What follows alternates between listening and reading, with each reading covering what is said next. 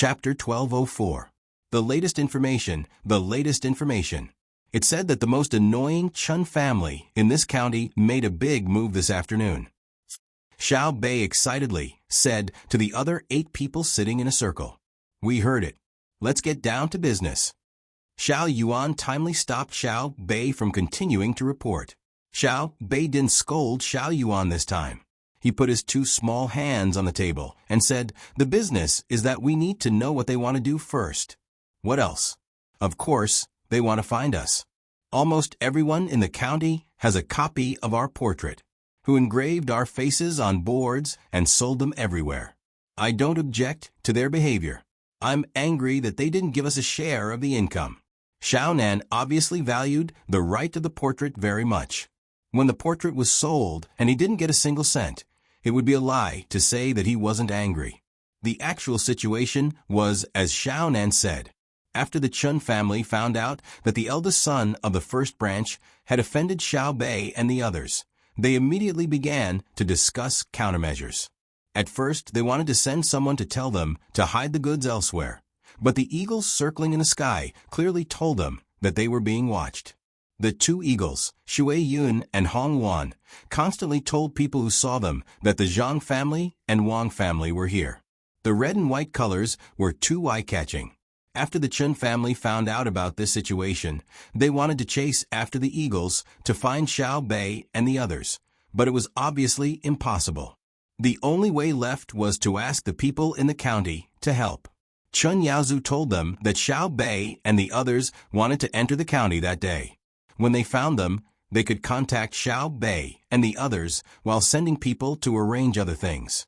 At that time, Xiao Bei and the others would let down their guard. Now, Xiao Bei and the others were thinking about when and where to take action. Because they didn't launch a large-scale intelligence contact and only sent people to inquire in the county, they didn't collect much information. It was a bit far-fetched to say that they were guilty. Can't we meet with them first? There's no evidence to prove that they did something wrong. It's better to alert the enemy than to suspect them. Xiao Bei wanted to take the initiative. Xiao Yuan had other considerations and said, let's leave first. Think about it. They asked the locals to find us. If they can't find us, won't they search every house? I don't want to meet them in this situation. I agree. Let's leave. Xiao Hai thought about it and supported Xiao Yuan. Then let's go. Xiao Bei immediately agreed when he heard his brother speak. At dusk that day, Xiao Bei and the other 9 people were once again sent out of the county through various disguises and transport vehicles. Less than an hour after they left, the yamen runners and the servants of the Chun family started to go door to door to ask questions. When they asked about the shop on the neighboring street where Xiao Bei and the others had just stayed, there were only 2 local workers in this shop that had changed its business to selling steamed pancakes. When they found out about the house that had been bought, the Chun family finally found out that Zhang Xiao Bei and the others had been there and had stayed there for a period of time. Slap. Chun Guangho slapped his eldest son's face in front of everyone else in the clan's meeting hall. Relying on his family's wealth and connections with other local officials, he went out and caused trouble all day long. I've warned you time and time again, but you wouldn't listen. Now that you've brought a calamity upon yourself, I don't need to warn you anymore. The skin on Chun Guangho's face drooped as if it had lost all moisture. His eye sockets had also sunk in for a short period of time. After slapping his son, he fell back into his chair. Wei Wei opened her mouth as if she was at the end of a rope. Father, don't kill me. Give me to Xiao Bei and the others to vent their anger. Don't kill me. Chan Yaozu, who had been slapped, fell to his knees in front of his father and hugged his legs as he begged. Kill you? If killing you could solve the current situation, you would have been killed long ago. In the eyes of Zhang Xiao Bei and the others, you're just an ant.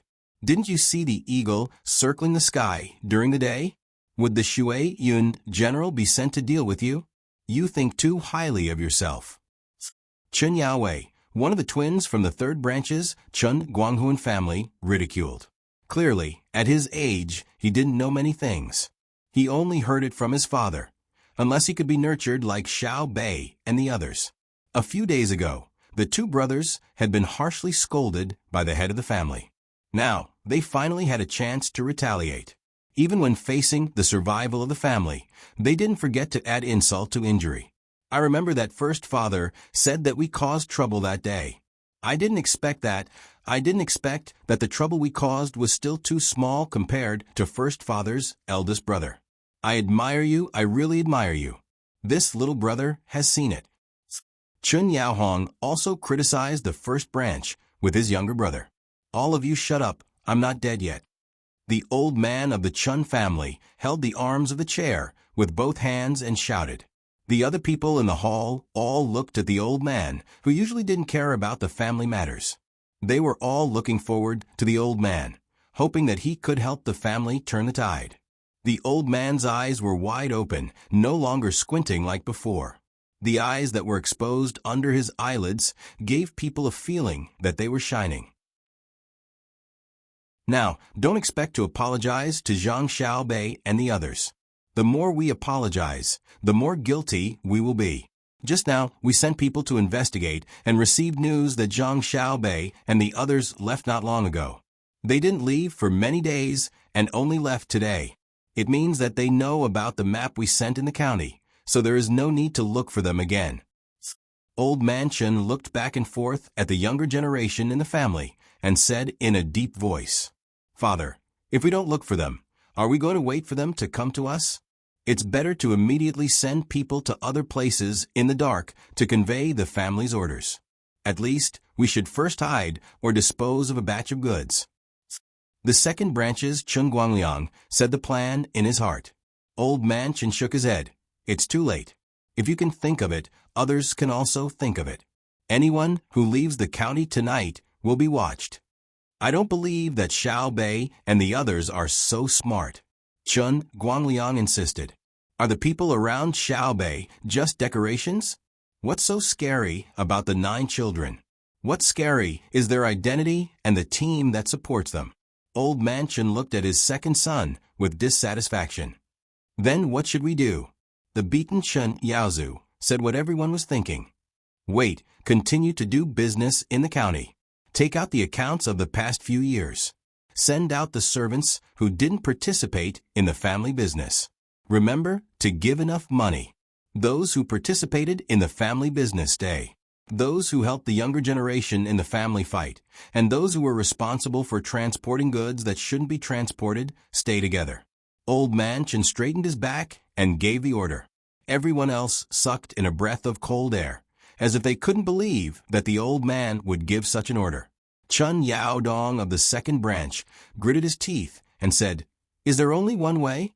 The people left in the family can't beat Xiao Bei and the others. Fight? When did I ever want to fight? I'm waiting for them to come and directly hand over the accounts to them. I'll let them do whatever they want. If I die, I'll die. I just want them to leave a line of descendants for my Chen family." Old Man Chen's words disappointed the rest of the family. They thought that there would be a good way, but in the end, it was to be captured without a fight. Chun Yaozu was stunned and then burst into tears. If I had known, I wouldn't have provoked them when I came back that day.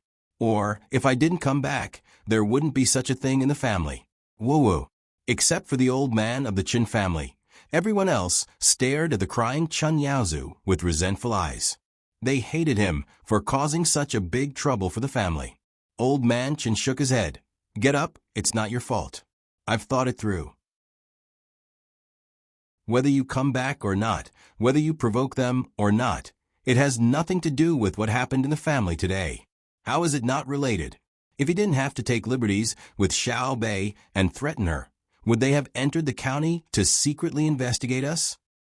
Chun Yao Wei said unhappily when he saw his grandfather shift the blame to the first branch. Shut up. Old Man Chen snorted and then said, the last time Xiao Bei and the others came, they must have wanted to see the situation in the county. There is no school in the county at all. When they see it, the first thing they will ask is which family has the biggest business in the county. When they ask about our family, they will inevitably ask about the location of our family. When they see that our family lives in a big place and has a lot of money, but we haven't taken out the money to build the school, they will continue to investigate. Heavens, it's really the cycle of the heavens. Retribution is not good. It doesn't matter that we don't have the money to build the school. The important thing is that our hands are not clean. If we had known, we would have spent the money to build the school. When Xiao Bei and the others came, they wouldn't have investigated us. Chen Yaodong said regretfully. Old Mansion laughed. Ha ha. Ha ha ha. Do you still remember the owner of the incense business, Fan Fan, 2 years ago in the west of the city? At that time, he came to our Chun family and said that he wanted to contact the other merchants in the county. With our Chun family leading the way, we would first build a school in the wasteland outside the city. Then we would each pay for the children in the county to study. In the end, no one agreed, and I also didn't agree. Why should we give the money to unrelated people? Then Fan Fan took out some money himself to build the school. We said that he was using this method to force us. In the end, he could only spend money to print books for the children to read. Last year, we should have known that we were wrong. At that time, our family lacked living money and wanted to go to the bank to borrow money. Usually, when the merchants who were much worse than us went to get a loan, the bank would give the money after the examination, and the interest was low. When it was our turn, no matter how much data we provided, no matter how much we asked to increase the interest, the Tang Bank didn't give us a loan. Now you know why, right? The bank is a place to make money and shouldn't care about other things. However, the bank was built by Zhang Xiaobao, so the things it does have to comply with Zhang Xiaobao's requirements. The Tang Bank uses this method to reward merchants who have contributed to the children of the Tang Empire. Unless they have a lot of living money, they won't consider lending to merchants like us. Now I believe that good deeds will be rewarded with good deeds. Even if the heavens don't reward them, they will. Even for those who have contributed money to the school and then accidentally lost money, as long as they come up with a new way to make money, the bank will also provide them with money. Retribution. Human retribution is more direct and more vicious than heavenly retribution. These are the rules set by the Zhang Xiaobao and Wang families. As long as we don't have the ability to fight against them and escape from their control, we must do things according to their rules. If we don't agree, then this will be the result. After saying these words, the old master of the Chun clan fell silent and shrank back into his chair. His entire body was much shorter, and his eyes were closed as if he had fallen asleep. The other members of the Chun clan in the hall also couldn't say anything. It wasn't that they hadn't thought of spending some money to do good deeds, but their children spent a lot of money. For example, of Chun Yaozu's group of 600 people, some of them were bought servants, but most of them were hired. Going out to play normally required money. Eating delicious food and wearing comfortable clothes required money. Roping in officials required money. This money was for their own enjoyment. If they took it out and gave it to other people's children, what would they get in return? If there were no other problems, they wouldn't be afraid. At most, it would be troublesome to borrow money from the bank, and if they really couldn't, they could just borrow from other places. But now there were other problems, and the school was a loophole that people had to investigate. Chapter 1205. Since the last time they came, Zhang Xiaobei's team of 9 reappeared. It was almost noon, and there were more people on the road at this time. It was just a show for others to see. If there were no onlookers, it would not look good. They saw a team with no end in sight coming from the other side of the road. They were famous for their bells and drums, and they played music. Then the first flag appeared. It fluttered in the wind with a golden, flying dragon embroidered on it. There were 2 people under the flag, wearing the great General Jin Wu robes with arrows and sabers. There were also 2 people holding long spears.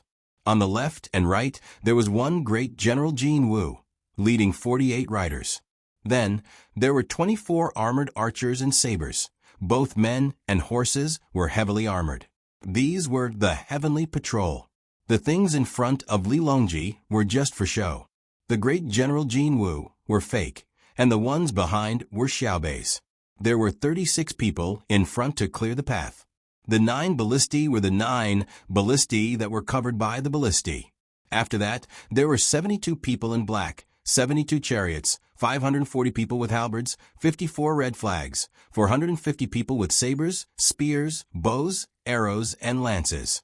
There were 30 message flags, 90 ceremonial knives, 108 ballistae, 18 vermilion lacquered round fans, and 9 ballistae. These were the ceremonial guards. After that, there were not many people. When they came out this time, they did not prepare to have a ceremonial guard. Most of them were temporary guards. Behind them were the chariots of Xiaobei's team of 9. They were all bright yellow, decorated with ivory decorations and pearls. There were also countless rice seedling flags stuck on the chariots and horses. They really did not have enough people to carry them. Next to the chariots were 100 short musketeers. Behind the chariots were 100 people with submachine guns. Behind them were 200 long musketeers. Behind the musketeers were 200 inner court musketeers. Behind the musketeers were 6 small cannons. Behind the small cannons were 300 people with long and short guns. In the sky, there were 13 eagles soaring. Xiaobei's team of 9 had not had such a grand ceremonial guard in a long time. To be precise, they had only done it twice, including this time. The inside of the chariot in front was actually filled with cement, and the wheels were squeaking from the pressure. However, others did not know that Xiaobei's team was short on manpower, so they were a little shabby. The people on the road were dumbfounded when they saw this group of people coming over. The group was too big. There were people on the wasteland, and the place where the alfalfa was planted was also trampled. When the passers-by saw this, they didn't think about the losses suffered by the people who planted the grass. Of course, they didn't know that Xiaobei and the others had to compensate them in the end. The procession was not moving fast. It was about the same as a normal person. It would take an hour for them to reach the place where they were now. This was enough time for someone to run to the county town and tell the others. After the procession had advanced for another 45 minutes, a large group of people appeared in front of them. All of them ran to the wasteland. There were both adults and children.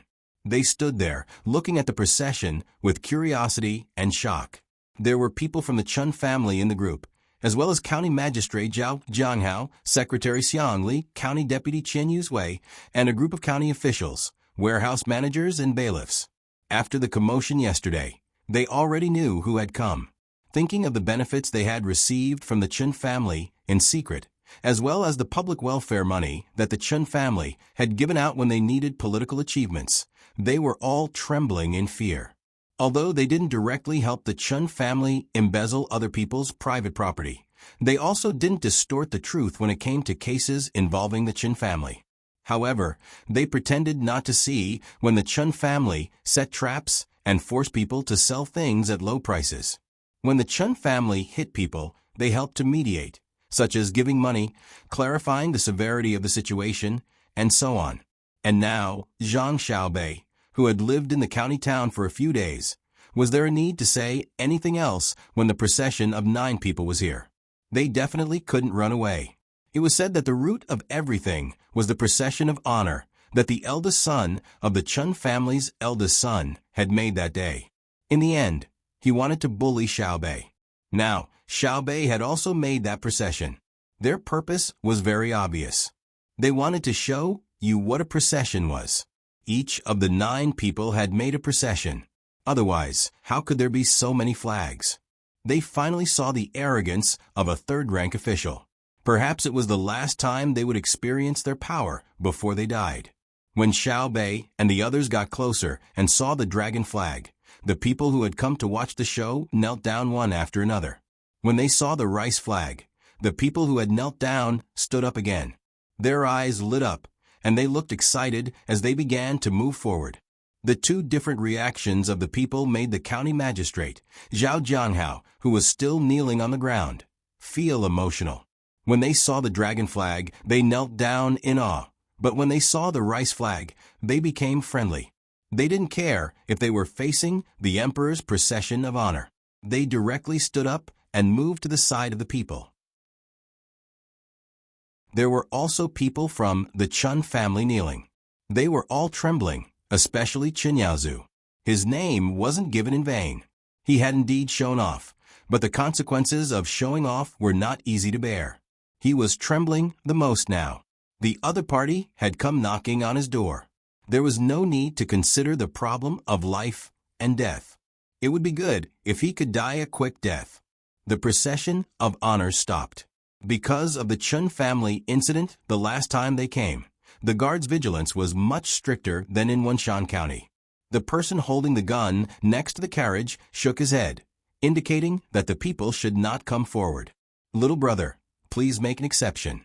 We want to see Xiao Bei and Xiao Yuan." A person dressed like a squire walked up to the guard and pleaded from 5 paces away. The guard shook his head. "No way. My family's young master and young lady came over a few days ago and were taken liberties with and bullied by that Chin family in your county. If they hadn't been quick to hide, they would have lost their lives." "Chun family? Which Chun family?" the squire asked with wide eyes. His voice was so loud that it drew the attention of nearly everyone. The guard didn't respond, but he was looking at the people kneeling in the wasteland. The people followed his gaze and looked over. At first, they were shocked, but then their faces filled with anger. "It's actually Chun Mu and that old coot. Usually they strut around in the county. We'll just bear with it and won't lower ourselves to their level. I never thought they would bully Xiao Bei and the others today. How dare they? Xiao Bei is being bullied here. Folks, Xiao Bei is being bullied." After one of the people looked back, he started to shout to the people around him. As he shouted, he rushed toward the people of the Chun family kneeling there. The others were stunned for a moment, but then they followed suit. Some of them grabbed a handful of stones from the ground or picked up a clump of dirt. Others untied the belts around their waists and stretched them, holding one end in each hand as they ran over. "Tell them not to kill him. I want him alive." Xiao Bei's voice came from one of the carriages. The guard immediately shouted a few times from behind, not knowing if anyone heard him. The people of the Chun family kneeling on the ground panicked when they saw the people rushing over. What are you doing?" Chen Yaozu stood up from the ground, glaring angrily at the people who had always been afraid of him. But this time, he didn't need to show his power. The person in the front threw a fist straight at his face. Chen Yaozu reacted quickly, moving his head to the side and bending his waist to avoid the attack. He was then drowned in more punches and kicks. "Oh, you dare hit me. Oh, don't hit me. Mother asterisk cur, it hurts. Who's going to hit me? Ah, my legs, my head, my eyes. You don't know who I am. I surrender. If you hit me again, I'll die. Woo-ah." Chen Yaozu could no longer be seen through the gaps in the crowd. His voice gradually turned from loud curses to soft begging for mercy, and then disappeared. Dead? The people who were hitting him stopped when they saw that there was no more movement. "He's not dead. Let's leave it like this first." Xiao Bei said that she didn't want to kill him. She wants to kill him personally, one cut at a time, the kind that will take half a month. A person went over to touch Chen Yaozu's neck and nose, then stood up and said to the people around him. Chen Yaozu wasn't the only one who fell. The others didn't escape either. The smarter ones covered their heads and let the people hit them for a while. Those who struggled were beaten even more. The people in the yamen also stood up and watched at the side. They couldn't stop them, and they didn't dare to stop them. They even faintly felt that it would be better if the people of the Chun family were beaten to death. That way, the benefits they received wouldn't be exposed. Today, not only did they see the ceremonial procession of a third-rank official, they also felt the prestige of Xiao Bei and the others among the commoners. The usually honest commoners had such a huge reaction when they heard that Xiao Bei was bullied. If it wasn't for them shouting at the back not to beat him to death, the Chen family would probably be dead by now. "Sir, what should we do?" The county deputy, Qian Yusui, looked at the beating for a while and started to worry about his own affairs. He turned his head and whispered to Zhao Jianghao, "I think we should do this. Let's, you Yusui, come here." Before Zhao Jianghao could finish his words, a few guards had already come to their side. Every 2 guards held onto one person's arm and walked to the side, not giving them a chance to talk and collude. Although there was no evidence to prove that the people in the Yamen were not clean and had even broken the law, it could be estimated from the Chun family in the county that the people in the Yamen were definitely not what they appeared to be on the surface. The 3 people in charge of the county Yamen were taken away to assist in the investigation. The rest of the people were still waiting in the same place, not knowing what to do. At this time, a servant girl came over and said to them, "My wife and young master said that they know everything you have done. Now, I will give you a chance. If you confess, you will be given a lighter sentence. If you resist, you will be executed on the spot. Yes, you will be charged with the crime of deceiving the emperor. It depends on your performance. In a while, someone will come over to question you one by one. Now, don't make a sound and don't look at each other." After the servant girl finished speaking, she left. Someone came over with a pen and paper to record. The people in the Yamen lowered their heads and didn't look at others. Some even squatted down with their hands on their heads, waiting for others to come and ask them. At this moment, the mainstream of their thoughts was who to betray and who to betray. The team's doctor also came over and checked on the people of the Chun family who had been beaten. Other than a few who had fainted and perhaps had a slight concussion, the others were in good condition. Of course, there was no way to check if they had a concussion. The medical conditions were not good enough to detect it. The doctor not only had to check on the people who had been beaten, but also the people who had beaten them. Usually, the honest people would not be beaten, but there were people who had injured themselves. When their fists hit other people's heads would hurt, and their fists would hurt as well. Some even injured their tendons. There were also a few who sprained their ankles when they hit others, and some are accidentally injured by their own people. Everyone was grinning, waiting for the doctor to come over and check on them. "Who knocked my teeth out? Little fatty, was it you?" An 8 or 9-year-old boy covered his mouth. Blood flowed down the gaps between his fingers. "It wasn't me. How would I have the strength to knock your teeth out?" The person who was called Little Fatty shook his head and denied. "You pushed me, and my mouth hit his head." The child who had lost his teeth wasn't stupid. Little Fatty took a step back and said, "Don't blame it on me. Your teeth were loose the day before yesterday, and you need to change them. When you change your teeth, it's even more uncomfortable. You have to think about it every day. Even so, I don't need you to help me hit them. What do you think we should do? I'll treat you to some crispy knuckles. I don't have much noodles at home. I'll roast some for you. My teeth are gone. How can I eat them?" Similar words spread among many people. Everyone seemed to be complaining, but in fact, they were in a good mood after venting. After beating the people who usually bullied them but did not dare to hit them, this was a good feeling. Xiao Bei and the others also got out of the car at this time and walked over to Qin Yaozu, who had been beaten. A basin of water was splashed on him. When he woke up in a daze, Xiao Bei smiled.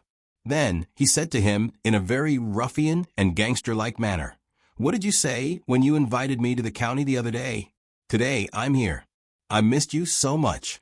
Let's find a place to have a good chat."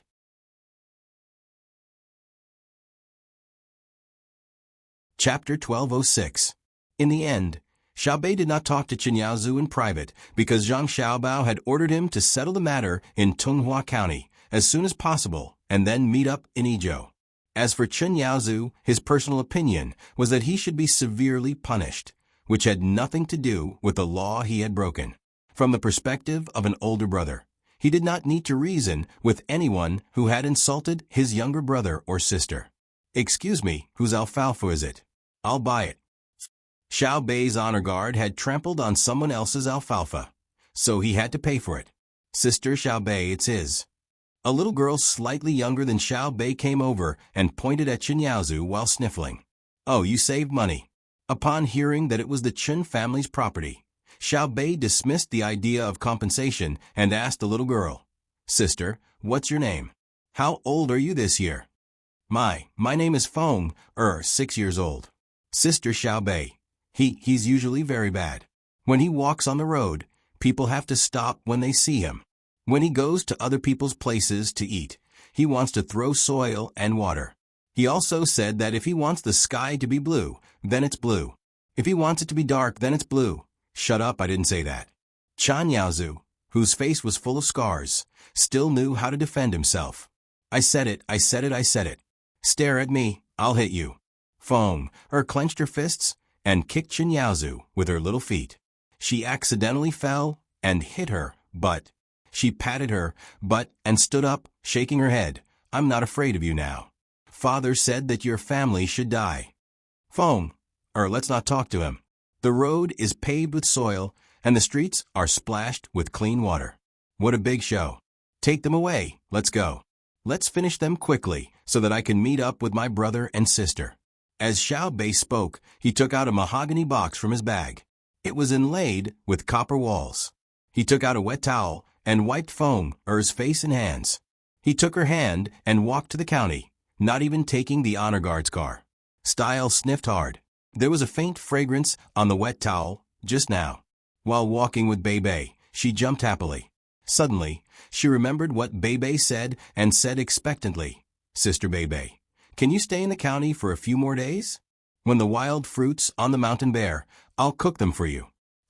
Xiao Bei shook his head regretfully. That won't do. Brother and sister need manpower. We have to go back and add the vigorous seedling protection team into the big team for brother and sister to use. Oh, are they very powerful? Feng turned around and looked at the guards with long and short spears. She was curious. It's not an ordinary level of power. In the entire world, no one can stop our charge. Let me put it this way. For example, right now, the entire Jiannan Imperial Court's army has arrived at our Tonghua County. They want to surround and annihilate us. We can kill over 10,000 of them when we break through the encirclement.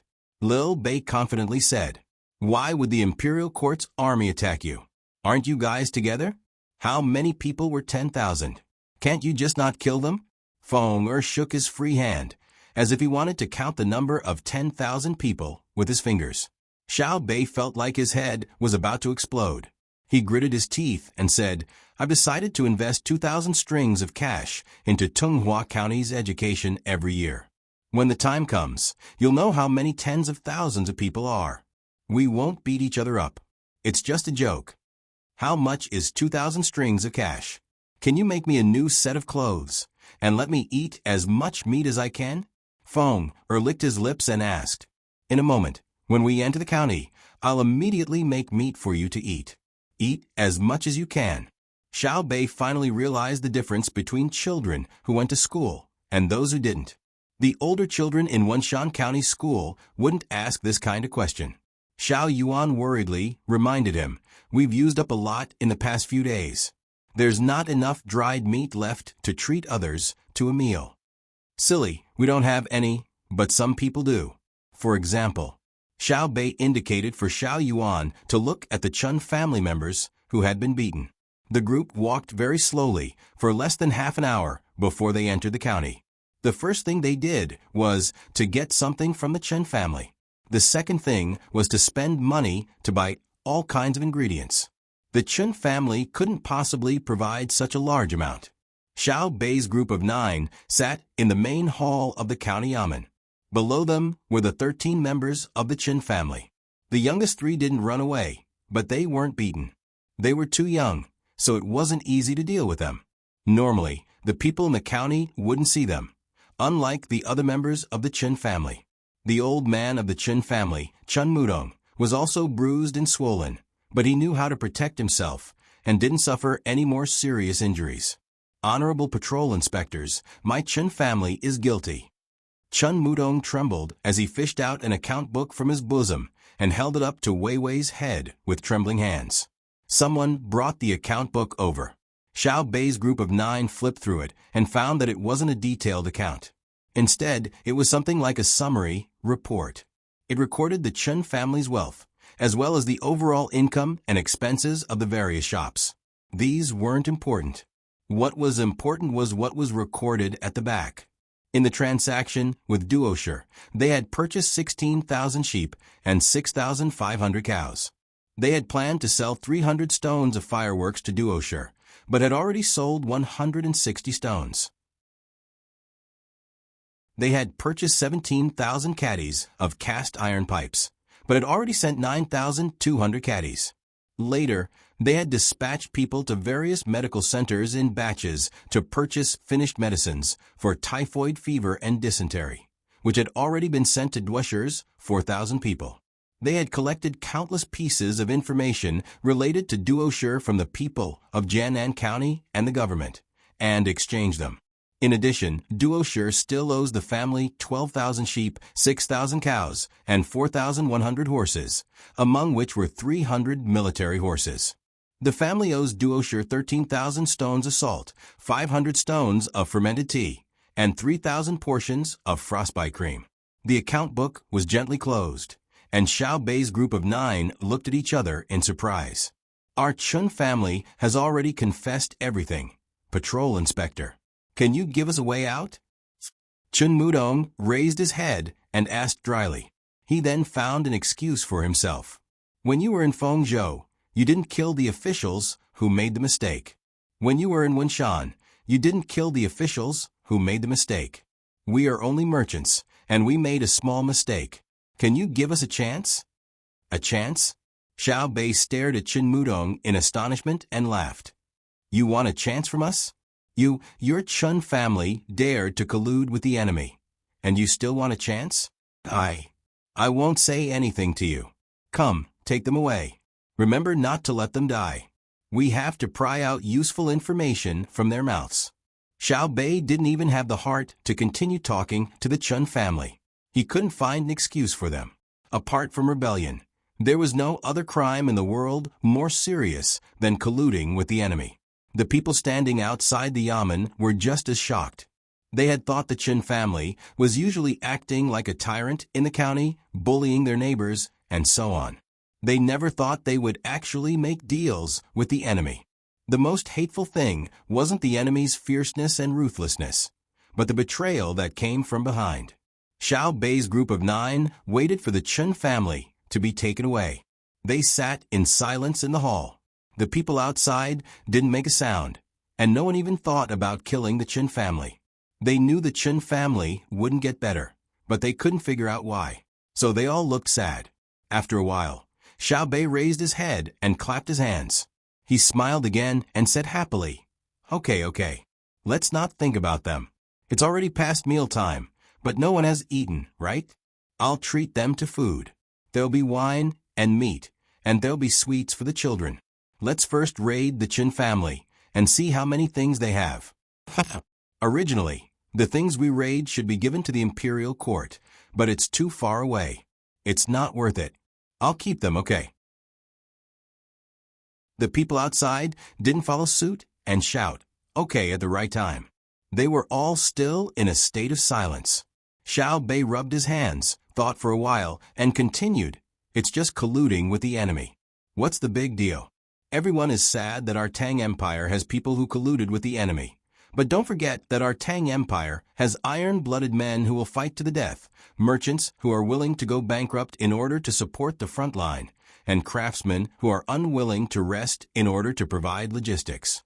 Our Maozhou's Tunghua County isn't very far from the front line, so this place is very important. Don't keep thinking about the Chun family. Think about doing more work yourselves to provide more support to the front line. The children also need to work hard to learn and help the adults count the goods and calculate the accounts. It's not too late now. The war won't end in a short time. Why are we fighting? To bully others? We don't have that kind of thought. We want to take advantage of other people's things and use them for our own. The longer we fight, the more things we will take, right? We, the people of Tunghua County, have to show the people of the Tang Empire that other than one family who colluded with the enemy, we also have other families who are contributing to the front line, right? Yes. Some of the people outside shouted. Then let's eat. After we're full, we have to work. Let's go. We have enough wine and meat today. Xiao Bei waved his arm and waved his small hand. He patted his official robe, embroidered with the design of the trader, and walked out. The adults outside helped to cook for the people of the county, while the children cheered and ran around. When everyone was busy, Xiao Bei wiped the sweat on her forehead and sighed like an adult. She said, "Oh my God, the Chen family colluded with the enemy, and they are also sad. I'm so tired." Because the Chen family is in the same county as them, they feel ashamed and can't raise their heads in front of people from other counties. It's just like how the people of Sanshui County always walk with their heads held high. Xiao Yuan explained his understanding. "Let's tell brother and sister and see what they do. We have never dealt with the crime of colluding with the enemy. Last time in Jiangnan, it was brother and sister who dealt with it." Xiao Bei found the problem, but she still couldn't make the decision herself. Zhang Xiaobao and Wang Wan's team had already passed the boundary of Winshan. However, they didn't go west to Tonghua. Instead, they went straight down. Because the team was huge, they moved slowly. They planned to let the younger brother and sisters team come out of Tonghua and force their way to catch up with them. Many old men were sent out, as well as the children of the old men's families. They borrowed their reputation and ability to deal with trivial matters so that they could free up their own people to do other things. They thought that the younger brother and sister's team were just dealing with a businessman in the county and could be dealt with quickly. They didn't expect that the telegram sent over today was about evidence of collusion with Duosher. "I don't know if it's because our family's babies are lucky or because Tunghua's Chen family is unlucky. They were just going to a random place to sell cement, and they actually caught them. It seems that Duosher is also very hardworking. They even know to buy medicine from the Tang Empire." Wang Wan didn't get angry after reading the report. It was only collusion. Which dynasty didn't collude with the enemy? Which country didn't have traitors? She just had to get used to it. Zhang Xiaobao supported his chin with his hand and thought for a while. He said, "Colluding with the enemy is not bad. We should encourage it and promote this spirit of risking countless dangers to benefit the people of the world. Have Xiao Bei and the others hurry on their way after eating today and send the cement to Weizhou. Escort the Chen family over. I have great use for them."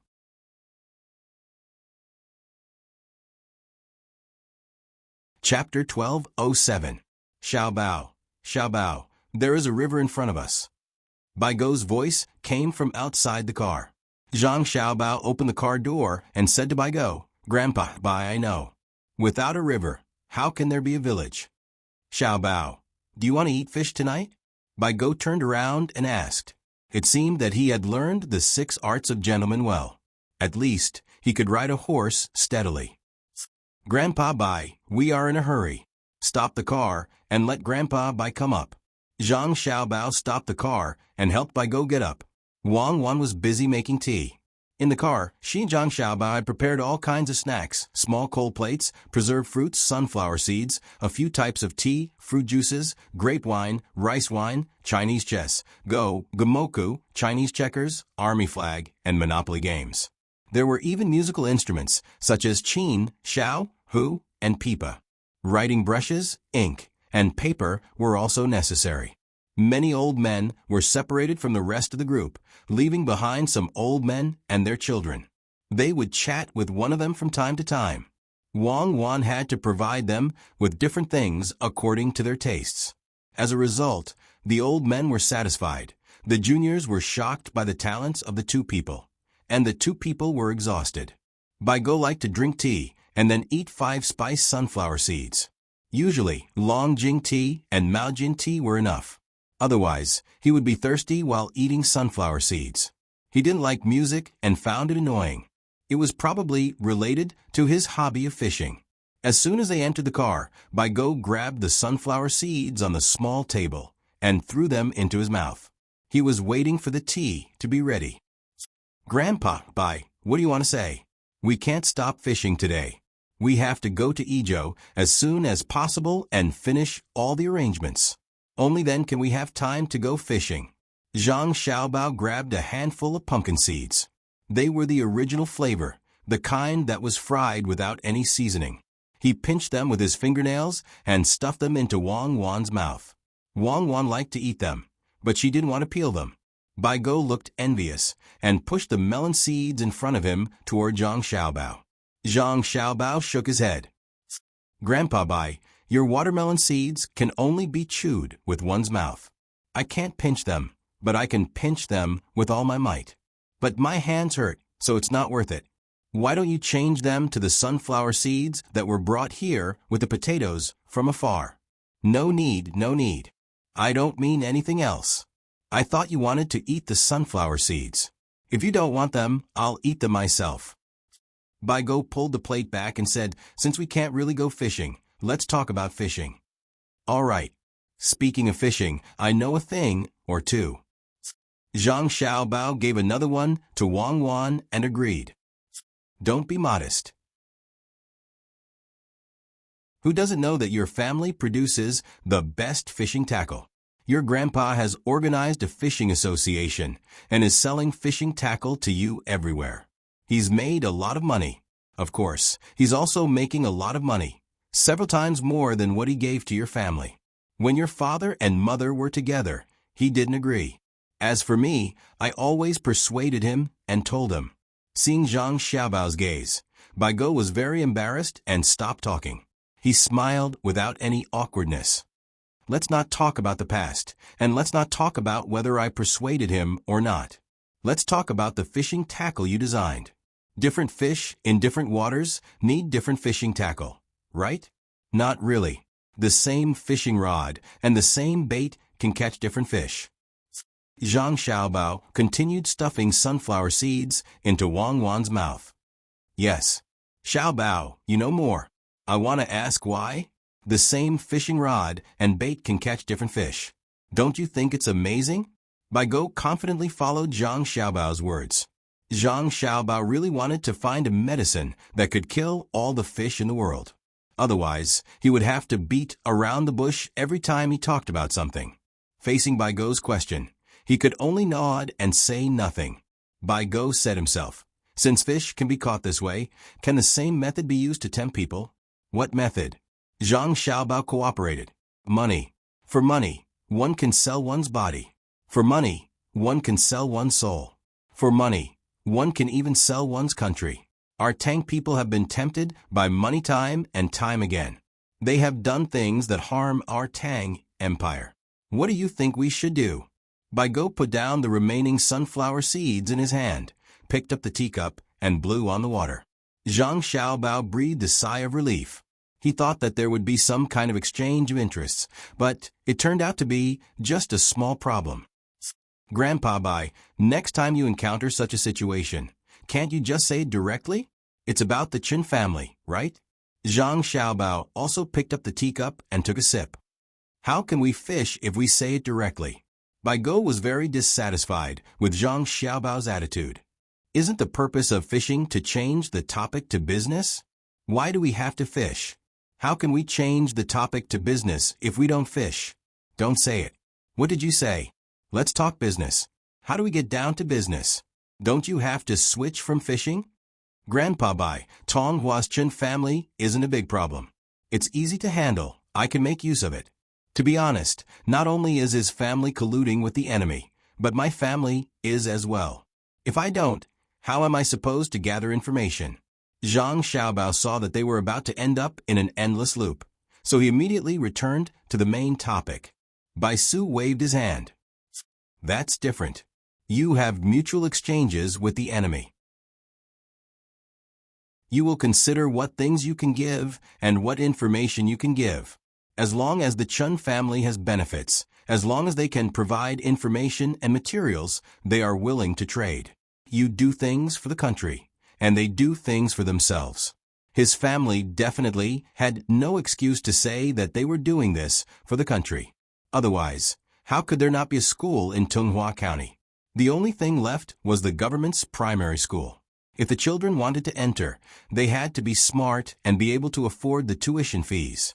If his family had organized the other people in the county to collectively farm, rented out the cattle they had exchanged for at a cheap price, built workshops, recruited people to build beautiful, neat, and sturdy houses for the craftsmen to live in, and led the people in the county to do business with the outside world, At the same time, they built the best school, gave the children the best food, the best clothes, and spent money to find a knowledgeable teacher.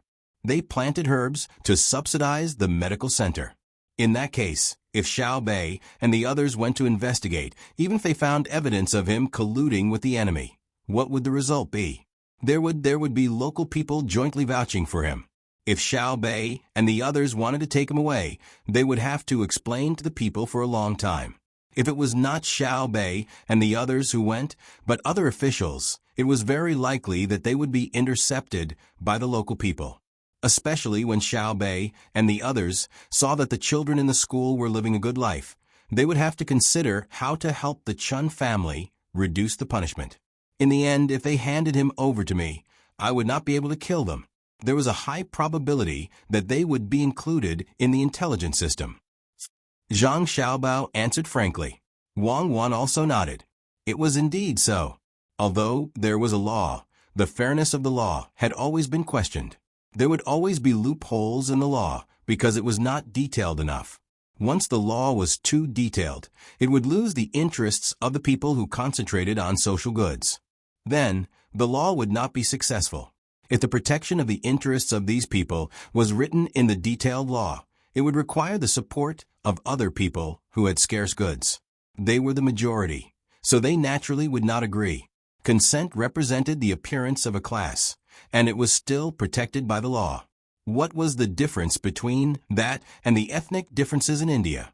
What was the difference between that and the minority policies of Xiaobao and herself? If there was no difference, how could the law be fair?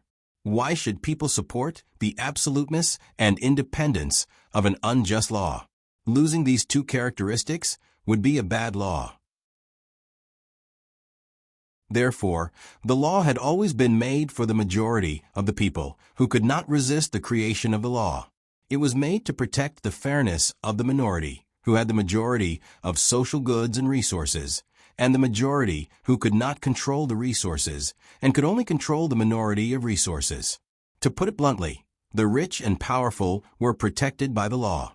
When facing them, the people who did not have money and power could not ask for fairness through the law. The rich and powerful could get fairness through the law from people like them and from groups without power and money.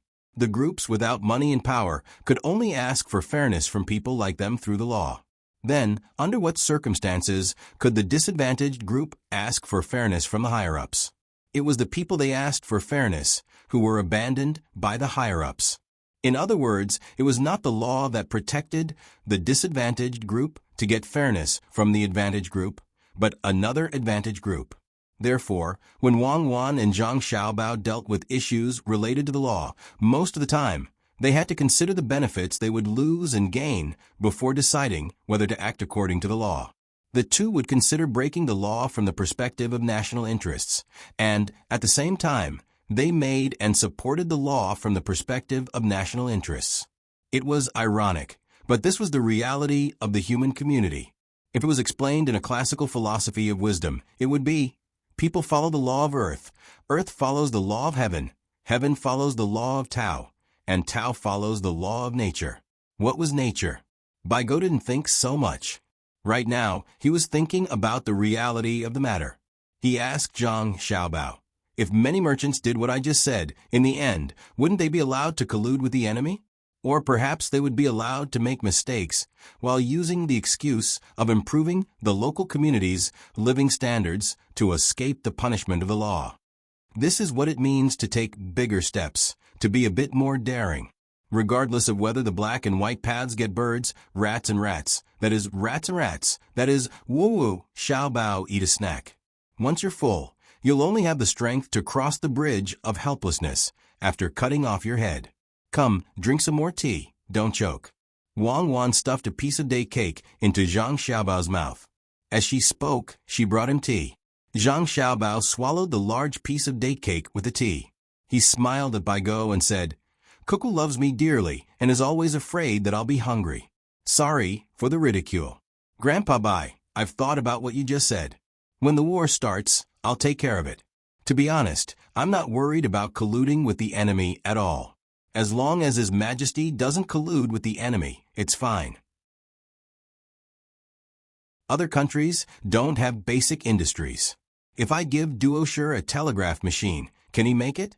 If I give them a cannon, they can't even aim accurately at where to shoot. The industrial technology of the Tang Empire is in my hands. Even if they work hard to get it, before they can learn it, Cuckoo's soldiers will push it over. How many years have Cuckoo and I been watching the industrial development technology? Look at the Tang Empire's Industrial Research Institute now. How many things have been produced? It's just a plane with wings that look like bandages for wounded people. Until now, there has been no news of a successful test flight. Bai Go nodded. Xiao Bao, you're right.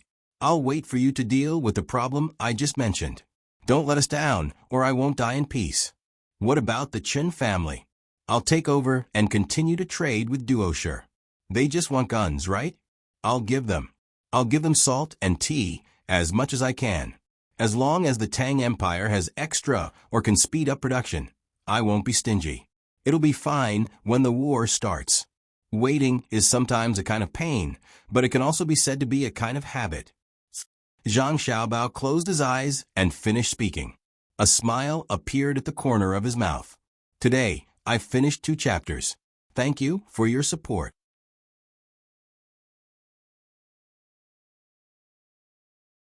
Chapter 12:08. That night, Xiao Bei held a grand bonfire party in Tunghua County. She spent the money to buy all kinds of food from the county and invited those who could come to join in the fun. It was estimated that the standard of living of the people in the county would drop in the next few days, so a large amount of food was roasted and eaten. However, it all went into their stomachs, so they didn't lose anything. When the bonfire party ended, Xiao Bei's group of 9 set off, leaving behind a bit of cement for the people of Tunghua County to see. More cement needed to be brought to Weizhou. Weizhou had more people and merchants than Tunghua County, so it was suitable for Wenshan to advertise. The people of Tongzhou were still in a happy mood, so they didn't expect Xiao Bei's group to leave just like that. Seeing their troop gradually leave and disappear into the night, the people suddenly felt that the night sky was no longer as bright as before. It was so cold and lonely. Gone. The little girl who had pulled Xiao Bei to talk to her when she was beating people spoke with tears in her eyes. Gone. If you want to see each other again, study hard. When you've learned enough, go help Xiao Bei, the little girl's father said as he rubbed his daughter's head. Earning fun. The Chen family is really rich, and there are so many valuable things that are all ours. I definitely won't give them to Uncle Emperor. Let's discuss how to use them. It's estimated to be more than 600,000 strings of cash. That's a large sum of money. Colluding with the enemy is a shortcut to riches. Xiao Bei was already used to parting. She turned the sadness of each breakup into sweet memories. At the very least, she smiled. It was the same for Xiao Yuan and the rest. Just like the lyrics in the song her brothers sang for her, when tomorrow becomes yesterday, and yesterday becomes a fragment of memory, tears and smiling faces are not forever. When meeting again becomes goodbye, and seeing again becomes distant longing, the peace of the heart is forever. 600,000 strings of cash. It's not too much, but it's not too little either. There are ways to spend it, but the money comes from confiscating property. Logically speaking, it belongs to the imperial court, Xiao Yuan said softly. He didn't sound like he wanted to hand it over, but he felt like he couldn't find an excuse or reason to keep it. Xiao Bei curled her lips. I don't want to give the money to Minister of Revenue Wang Bei. He leads a group of people to oppose our father. Our father is an upright official, but that doesn't mean we're as honest. I won't give it, I definitely won't. Besides, logically speaking, our official robes need to be paid for by the imperial court. We also need a salary. Have you ever taken money from the imperial court? When Uncle Emperor travels to other places, he has to pay for the food on the way. When have you ever seen him come to our family's restaurant and talk about paying the bill? Now that we have all left the capital, I suspect that Wang Bei will be ready to make a move. I don't know how many obstacles he will create for my father behind his back. When we return, I want to let him know that not only does he know how to play dirty tricks, we also know how to play tricks in a fair and square manner. It's restless. It's better to describe it as flowing water, Xiao Yuan corrected. Wang Bei's evil thoughts are like flowing water, gurgling, gurgling, gurgling. Isn't our father at a disadvantage when facing him? Xiao Bei took Xiao Yuan's explanation and directly used it. It's your father, not mine. My father's surname is Wang, Xiao Yuan corrected. Remember what you said. Don't call me father in the future. Xiao Bei turned his head in a fit of pique. Yes, my name is father-in-law. How shameless. Only a diplomat like you can say something like that. I think it's better to use this money to organize a children's activity.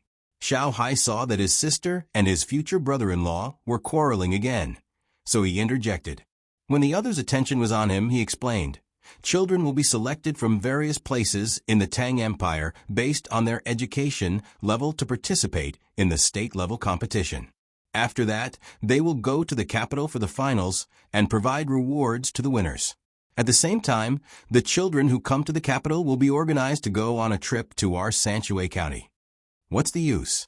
I think other than spending money, it's just spending money. It's called spending money for the sake of spending money. It's better to directly buy a batch of things and send them to various places. Even if it's just a piece of clothing, it's still good.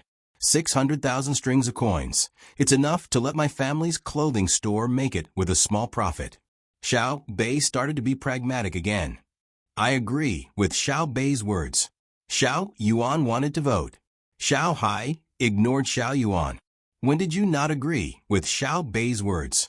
He continued, if we really want to send clothes to all the children in the Tang Empire, we just need to take out a little of our precious candy house's money. Brother said that the motivation for social development and advancement comes from human desires, or perhaps biological instincts. Plants know how to grow toward the sun, animals know how to occupy territory, and humans naturally compare. The happiness of humans lies in how many resources you have that others need. The purpose of the competition is not friendship, but competition. It promotes the individuals involved in the competition to work hard to master the skills that can win the competition. Children also need to compete. The most important thing is that the children who come to the capital will be able to meet the emperor. Then, when they go back, they will naturally spread the news, which is conducive to consolidating the centralization of power. At the same time, it will also attract the attention of the local authorities to children's education. After Xiao Hai finished speaking, the others fell into deep thought. Only Xiao Bei didn't even think about it. He directly praised, brother, what you said is really too good. It's like the North Star guiding me forward in the dark night. It's like a lighthouse escorting me in the middle of the sea. It's like the sweet dew in a land of drought. It's like an oasis in the desert. It's also like the burning charcoal in the ice and snow. It's like the floating clouds and the light breeze on the horizon. Xiao Yuan listened in a daze. He originally thought that his literary talent was the best among the 9 of them, but he did not expect that Xiao Bei would be able to outdo him today. Xiao Hai really did not know what to do with this little sister of his. He sighed, if you think it's okay, we will send a telegram to the capital now, and let the emperor pass the order down. The remaining 8 children nodded. In any case, the money was stolen, so it would be a waste not to spend it. In the midst of the beeping sound, the telegram was sent out. After being relayed, it was believed that it would soon reach the palace. I suddenly thought of a question. Xiao Bei saw that the telegram was sent out and suddenly said, if the officials and squires below know that the children can meet the emperor, will they cheat? Xiao Yuan smiled reservedly. Would they dare? Do they think that the various telegram departments are just decorations? Normally, the common people can endure a little grievance, but when it comes to the issue of children being able to meet the emperor, who dares to do anything? They will send a telegram to report it. Would the local yamen dare to put the telegram department under surveillance? The others shook their heads. The telegram department in each place was administratively independent. Everyone could use it, but they were not allowed to interfere. For those who interfered with the telegram department, the court would infer that they were concealing information and had bad intentions. Normally, every telegram department would make 3 secret code reports a day so that people could be sure that there was no problem. If there was one missing, the court would immediately send a report to the surrounding telegram departments and authorize them to mobilize the local yamen to investigate to see if there was a problem with the equipment or if the personnel had gone on a business trip. Just like the beacon tower in the past, it was lit once every morning and evening. If one pillar went up, it meant that it was safe. The other pillars and the order in which they were lit represented different meanings. But if the beacon tower did not have smoke, there would be a fast horse to check the situation. When Li Longji woke up this morning, he was not used to it. The actions of the concubines beside him made him feel awkward. Last night did not seem to be enough fun. Sitting by the bed and thinking about it, Li Longji finally understood why. A few days ago, his Empress Wang and Wu Huifei had left the capital for Sanshui County. At first, he felt that it was quite interesting to lose 2 people that he could usually see, but now he suddenly felt that something was missing from his side. Xiao Bao was right. A habit is indeed an uncontrollable fluctuation of the heart. It is even harder to control than anger and joy. You too can play. Are you bullying me because I can't go out? When you come back, see how I deal with you. Li Longji muttered as he thought about it. Then, he had someone put on his clothes. There was no court today, so there was plenty of time. After washing up, Li Longji decided to have a good breakfast. He instructed the eunuch beside him, "Tell the imperial kitchen to send fried cakes and mutton soup." "Your Majesty, there are no fried cakes today," the eunuch replied nervously. Li Longji looked over and asked with his eyes. "Yesterday afternoon, Xinluo presented a notice saying that our Bohai Commander-in-Chief's manor had stolen many of Xinluo's citizens. They wanted you to issue an edict ordering Jidushi Zhang to return them. The measures were a bit strong, which made you angry.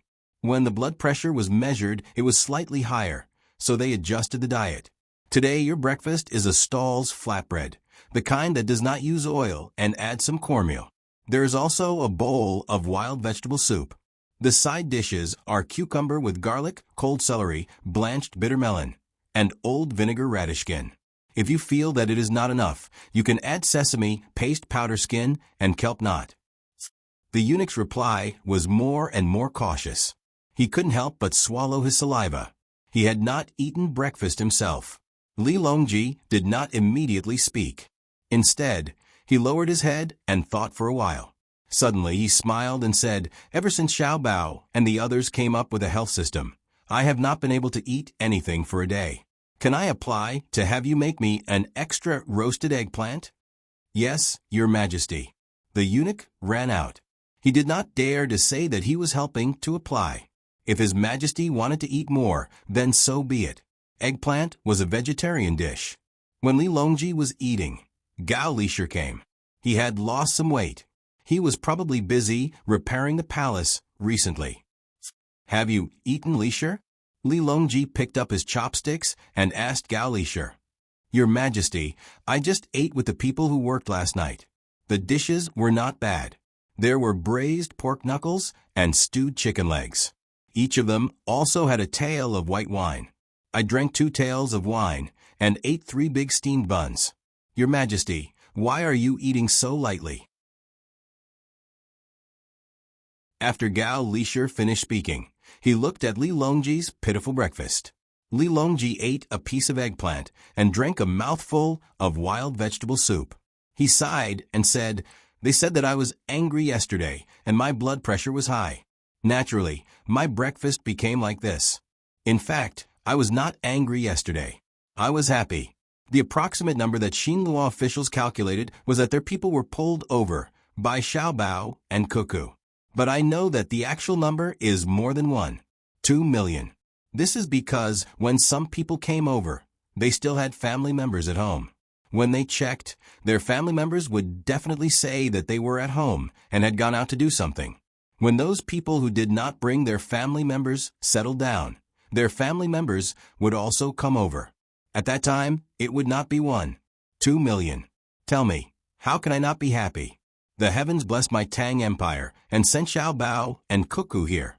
Tell me, what would have happened if they had been born in Xinluo?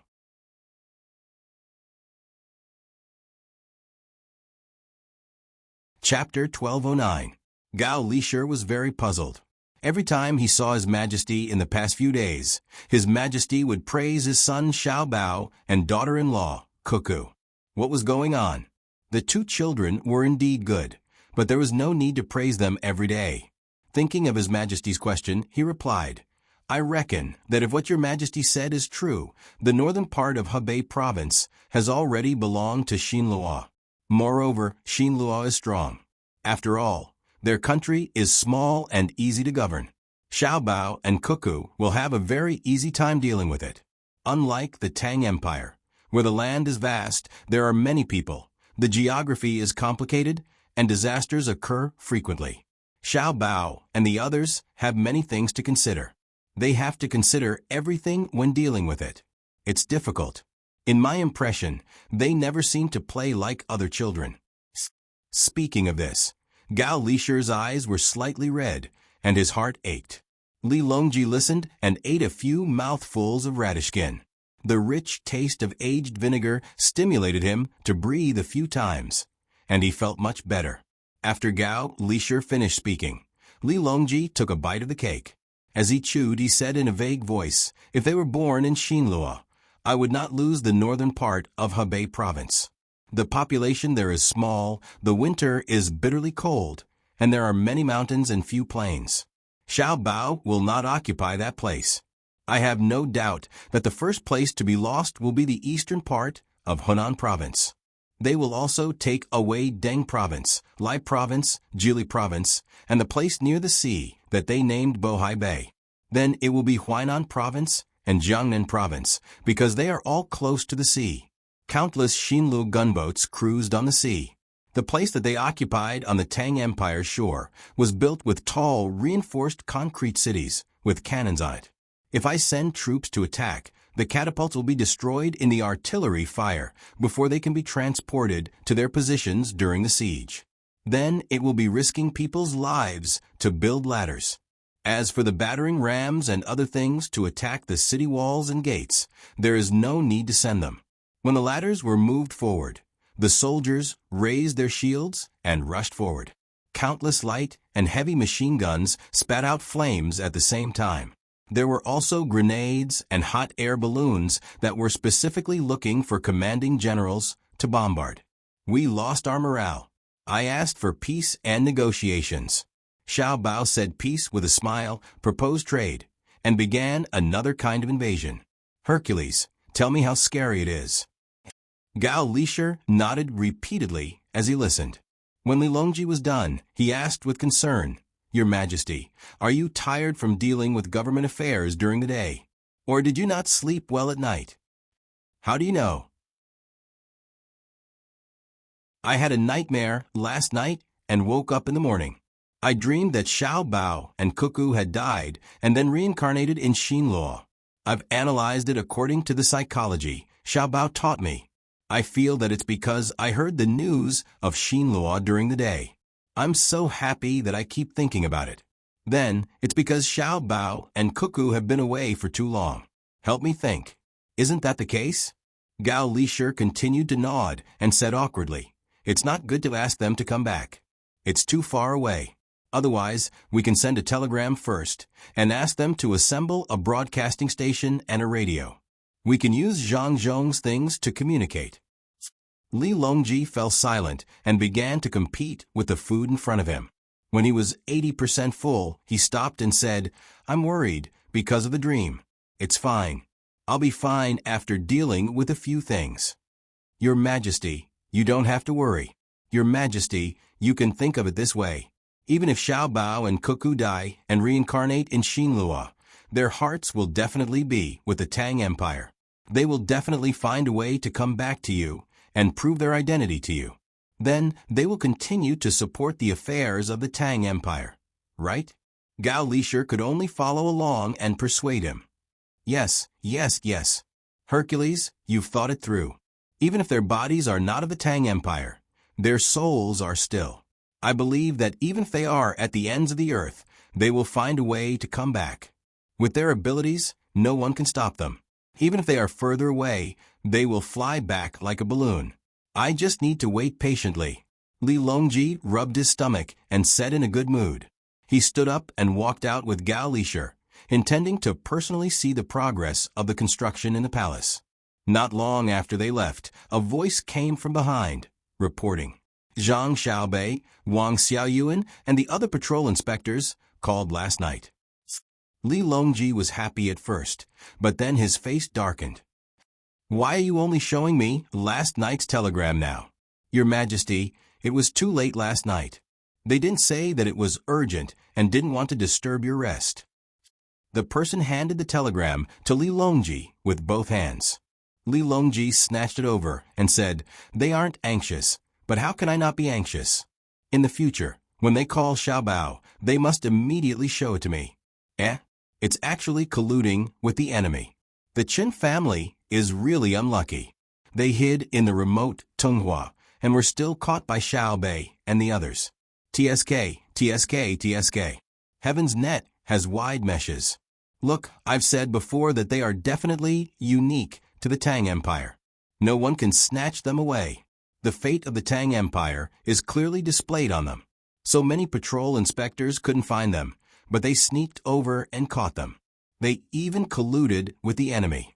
If this isn't the fate of the Tang Empire, what is?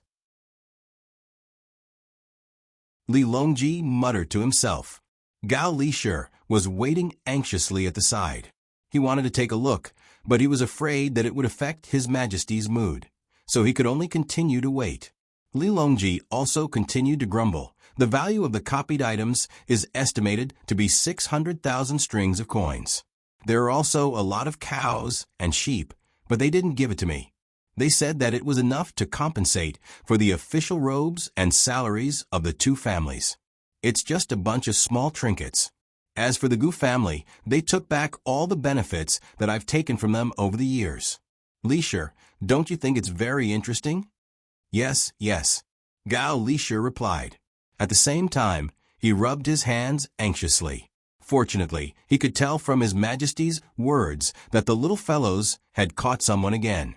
Furthermore, it was the crime of colluding with the enemy. It was a huge crime. Not bad.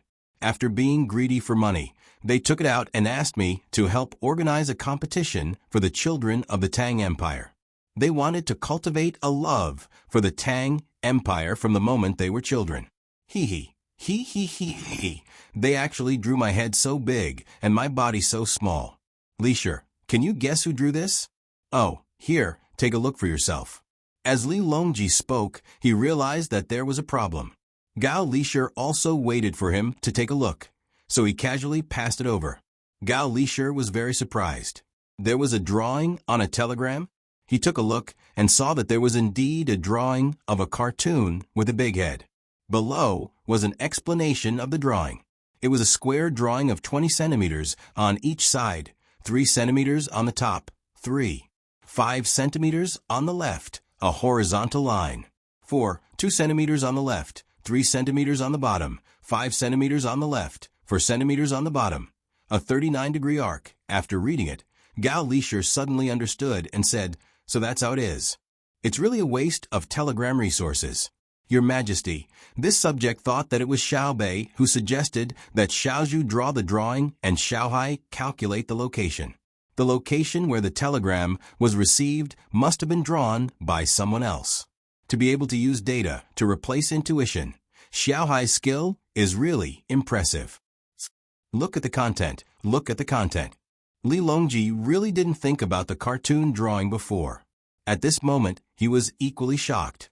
Gao Lisher quickly finished reading the content of the telegram. His mood was the same as Li Longji's, very happy. Li Longji said, "Reply, I approve. Let them help me catch more bad guys over there. When they come back, I allow them to take a picture with me, just like when they draw for me. The kind with my autograph. Haha." After receiving the order, the person who delivered the telegram turned around and ran out to deliver the report. Li Longji and Gao Lisher once again walked towards the construction site. However, just as they walked a short distance, another person who delivered the telegram hurried over. "Your Majesty, Zhang Xiaobao has sent a telegram." Li Longji's expression became serious. Zhang Xiaobao's telegram was different from Zhang Xiaobei's, so it must be something important. He took a look at it and said to Gao Lishir, "Why else would I say that when I dreamt that they were born in Xinluo, I would wake up in fright? Xiao Bao is always scheming against people. Take a look." Gao Lishir took a look and nodded vigorously. The content of the telegram was very simple. To be precise, it was a supplement to the telegram sent by Xiao Bei and the others. Why did it have to be the children of the Great Tang to hold a children's competition? In line with the Great Tang's care as a superior country, it was better to invite the children of Japan, Xinluo, and other small countries in the southwest to participate in the finals in the capital. 100,000 people from Xinluo, 200,000 from Japan, and 50,000 from the southwest could come in families to participate in the friendly competition in the Great Tang. At the same time, they could tour the capital of the superior country. All the expenses would be paid by the Great Tang. Each person would also be given a gift worth no less than 100 strings of coins, 2 sets of exquisite clothes, a set of fine glassware, and a medicine box that would be prepared at home, including commonly used medicines. If the participants had outstanding results, there would be more valuable prizes and rewards from the emperor of the superior country. Gao Lishir understood the purpose of Zhang Xiaobao's plan in the telegram. Oh, it was not a plan. It was a plan to appease the surrounding countries, the kind that could show friendship. Xiao Bao called a few days ago and said that they had invited important people from Japan to the Great Tang for a tour. It must be to cooperate with Xiao Bao. Xiao Bao must have known what Xiao Bei and the others were going to do and chased after them. This way, they can go and hunt for duo food in peace. Gao Lishir analyzed the situation. "Lishir, do you think that if they come to the capital, they won't cause trouble when Cuckoo fights duo food?" Li Longji asked. "Precisely. No. Li Longji shook his head. "Has Minister forgotten Xiao Bao's style of coming up with plans? Style? Is His Majesty saying that his plans are always chained together?" Gao Lishir looked at the telegram again and shook his head. How could this subject not see it? Perhaps Xiao Bao did not think it through and was just casually coming up with a plan. No matter how Gao Lishir looked at it, Xiao Bao wanted to use money to attract people and then numb the surrounding countries so that they would not be disturbed when he dispatched his troops. Moreover, the amount of money used was not small. The travel expenses, accommodation, and food in the capital, as well as the gifts, added up to more than 30 million strings of coins. All of this was for the sake of obtaining victory on another battlefield, using money to buy time. But who would pay in the end? Gao Lishir began to worry and said to Li Longji, "Your Majesty, this subject has secretly calculated and found that 30 million strings of coins might not be enough. Who will pay? The national treasury? Your internal funds? The Zhang family and the Wang family? Xiao Bei and the others definitely won't be able to fork out that much money." Li Longji waved his hand. "The national treasury's money cannot be touched. It's fine if I fork out a portion of my money, but I would feel the pinch if I were to fork out all of it. As for the power generation, ask Xiao Bao who will pay for it. Is it the national treasury, me, or his family?" Li Longji instructed the person who delivered the telegram. After that, he was not in the mood to visit the construction site. He just waited there and got someone to bring tea and sunflower seeds. Nearly half an hour later, the person who delivered the telegram ran over and shouted, "Your Majesty, Zhang Xiaobao has replied and said that we don't need to fork out any money. There are others who are willing to fork out the money. Thank you for your support."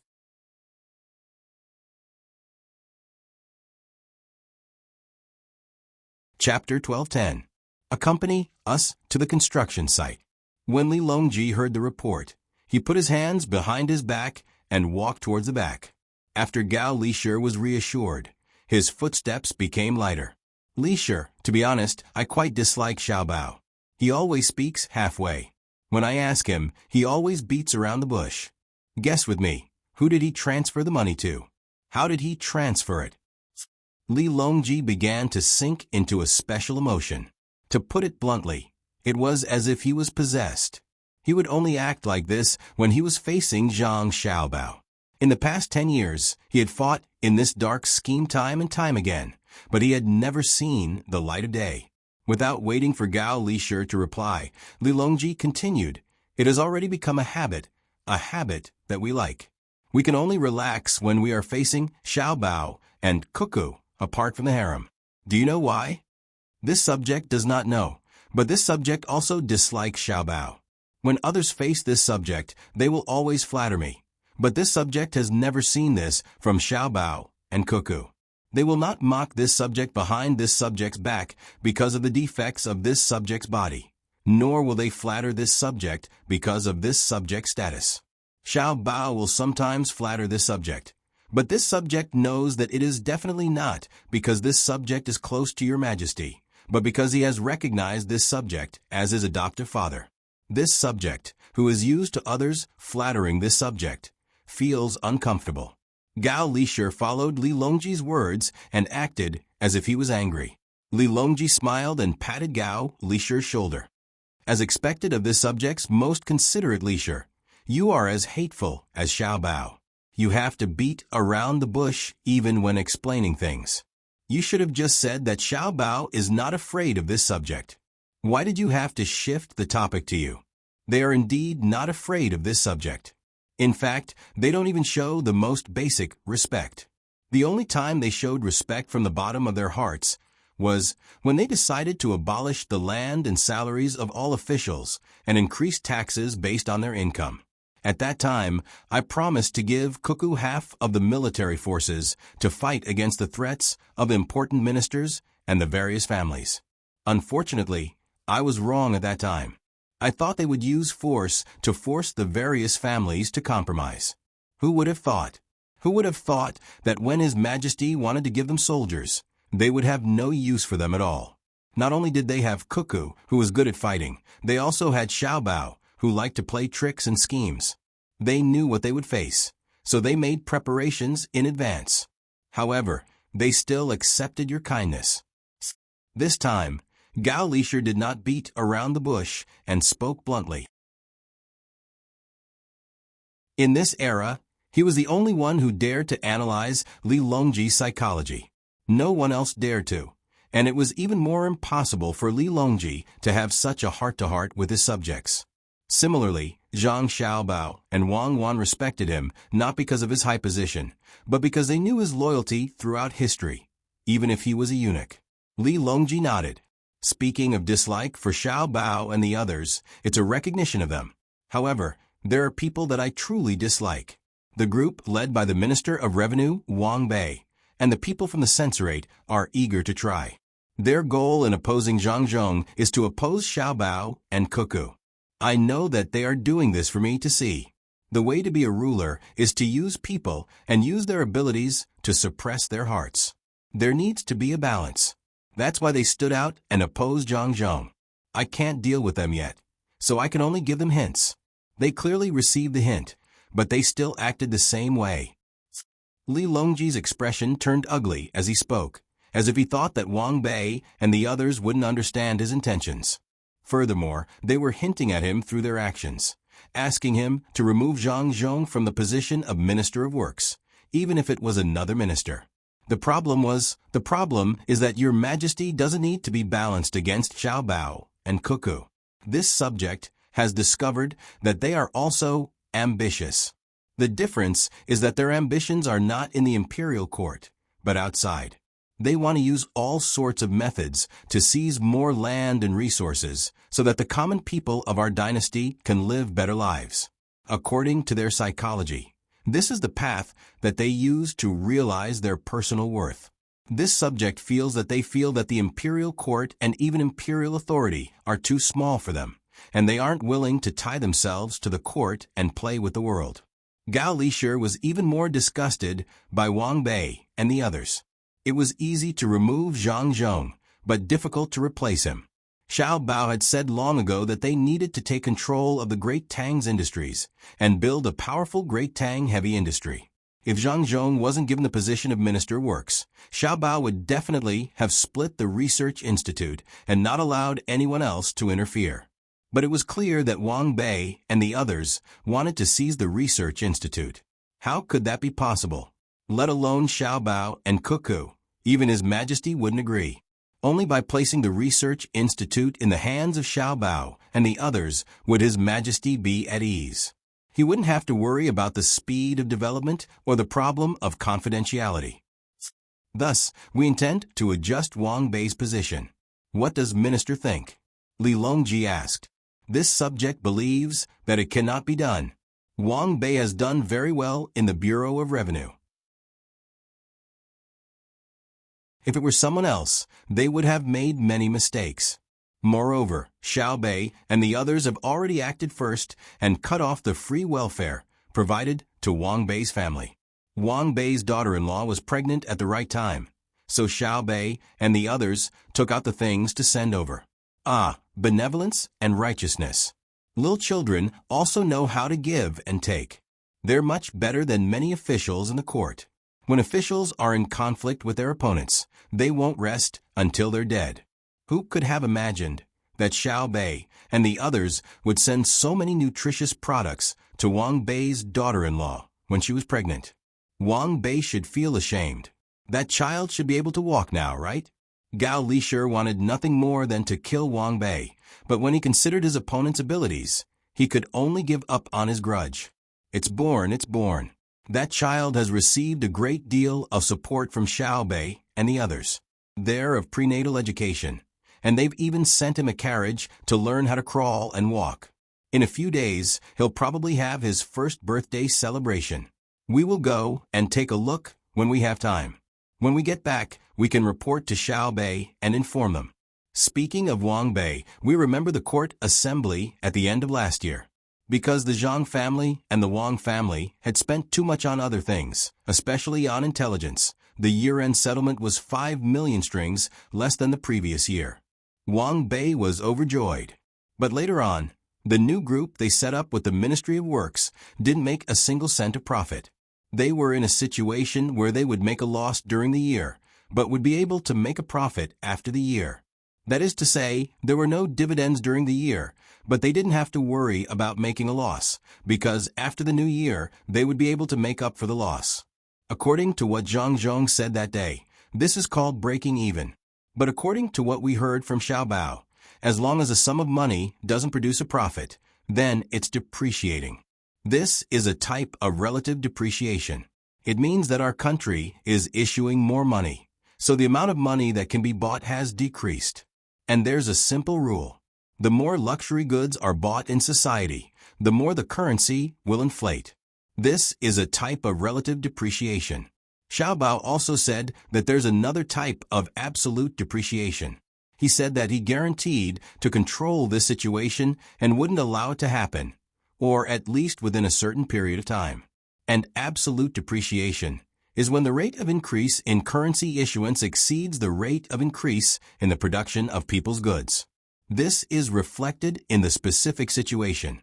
The price of goods necessary for survival is rising too quickly, much faster than the rate of people's income. There are two reasons for this situation. First, it's the issue of large amounts of currency when productivity can't keep up. If we don't want to give up on the speed of currency issuance, we have to improve production technology. Second, it's the wrong interference of administrative orders. The ruling class artificially hinders the majority of the people from obtaining the right to currency. If we don't want to give up on this wrong interference, we have to add new administrative policies aimed at the welfare of the majority of the people. This is what Xiao Bao said to us. Wang Bei wants us to balance out Xiao Bao, but we're confused. What do we use to balance? If we balance Xiao Bao, who will balance the country's income and output? Who will balance the problem of unemployment caused by the speed of social development? Who is going to balance the balance between spiritual civilization and material civilization for me? Can Wang Bei do it? Whenever part of the country is affected by a disaster and needs money, Wang Bei will have a sad expression. He's sad because he can't find a good way to allocate money. If it's Xiao Bao, He's sad because he's afraid that his orders will be issued too slowly and the people will suffer. These are two different things. One is sad because he can't do anything, and the other is worried because he's afraid that his actions will be implemented too slowly for the people affected by the disaster. This is so infuriating. If we were Xiao Bao, we'd teach him a lesson. Li Longji muttered a bunch of things under his breath as he rubbed his chest with his hand. It seemed that he was really angry. Gao Lisher hurriedly comforted him. Your Majesty, calm down. It's not worth it. Wang Bei can't do anything about Xiao Bao. The censorate wants to impeach him, but they don't dare. Not to mention them. Even if Wei Zheng was alive, he would also have to remain silent. Just as Your Majesty said, Xiao Bao has already taken revenge on Wang Bei. Otherwise, with Xiao Bao's ability, how could the new company not be able to make money? When it comes to making ends meet, it's also a skill. Even if you investigate carefully, you won't find any problems. Xiao Bao can't go too far. You heard it that day. Wang Bei shouted that Xiao Bao promised not to do anything to the people in the country, but he played tricks on them. If they really lost money, they'll cry even louder. The main thing is that Xiao Bao promised Cuckoo that he won't use his ability to harm his own people. Otherwise, look at Tibet in the past, as well as Xinluo and Japan now. When Xiao Bao was against them, he really invaded them like fire. Your Majesty, don't be fooled by Wang Bei's loud voice. He's actually afraid. He thought that Xiao Bao is gentle and kind to the country, but he forgot that Xiao Bao is a vengeful person. Your Majesty, look, we've arrived at the Yin and Yang Palace. According to your instructions, we'll build a 3-story building here and make some space to build a fountain. We'll raise ornamental fish in the pond and transport local water plants from Hangzhou. It'll definitely be a grand scene in summer. Li Longji looked at the busy people at the construction site and nodded in satisfaction. Then he said, in the past, when I wanted to build the palace, the ministers always stopped me. Now that I'm building it, who dares to say anything? If it weren't for Xiao Bao making money for me, not to mention building a 3-story building, I would have been controlled by others. Gao Lisher could tell that Her Majesty's mind was filled with Xiao Bao's goodness. No matter what was said, no matter what topic was brought up, Her Majesty would definitely think of Xiao Bao first. After Li Longji finished speaking, he looked around the Yin and Yang Palace and did not give any instructions to the construction team. This was because the construction team here was from the Zhengzheng Construction Group. No matter if it was safety, technology, or quality, there were no problems. What made Li Longji depressed was that the price was very high. This was because, according to the rules set by Zhang Xiaobao and Wang Wan, the charging method for the rich and powerful was different. The higher the status and the richer the family, the higher the fee would be. They were not afraid that the other party would play dirty tricks. Whoever had the guts to try could try. As the emperor, Li Longji's fee for him was naturally the highest. Your Majesty, you don't need to worry. For the internal funds, building the palace is like a drop in the bucket. The annual interest is enough. Moreover, the money earned by the Zhengzheng Construction Group will immediately be used in other areas, such as building bridges for the village, schools, or roadside pavilions for people to rest. Gao Lisher fanned the dust with his hand as he spoke. I know. It's just that every time I take money out, I can't control the urge to take it back because I don't know how to earn money. I'm not like Xiao Bao, who doesn't feel bad about spending money because he can continue to earn. I can't even compare to Xiao Bei and the rest, who don't have to pay for all the expenses at home themselves. The money earned by Darling's Candy House can be spent as they please. Furthermore, Xiao Bao and Huan Huan don't care. Li Longji murmured. At this time, Gao Lisher did not know how to respond, so he maintained his silence. Your Majesty, the Crown Prince is here. He's already inside. The sound of the construction site could not cover up the eunuch's shrill voice. A eunuch came to report the situation. Just as he finished speaking, Crown Prince Li Hong, who was originally Li Ying, walked in from outside. In theory, even the Crown Prince could not casually barge in, but Li Ying had received a telegram from Zhang Xiaobao, so he had enough confidence to enter directly. Moreover, he had also received guidance from Zhang Xiaobao, who told him that if he followed the rules too much, he would lose affection. Occasionally, he would make a small mistake to bring people closer to each other. Therefore, Li Ying chose to barge in at this time without any notice. In his hand was an item with the signatures of the manager of Savant's restaurant and the head steward of Zhangwang. Don't you have anything to do today? Li Longji did not consider the fact that his son had come without notice. This was a construction site, and it was a mess. Who would be notified? I have something to do, so I'm busy. However, Xiao Bao sent me a telegram and told me something. At the same time, he asked me to bring something over. I also miss father, so I rushed over. Look, I haven't changed my clothes yet. Li Ying lifted the item in his hand and smiled at Li Longji. This casual attitude of his was faked. To be precise, it was trained.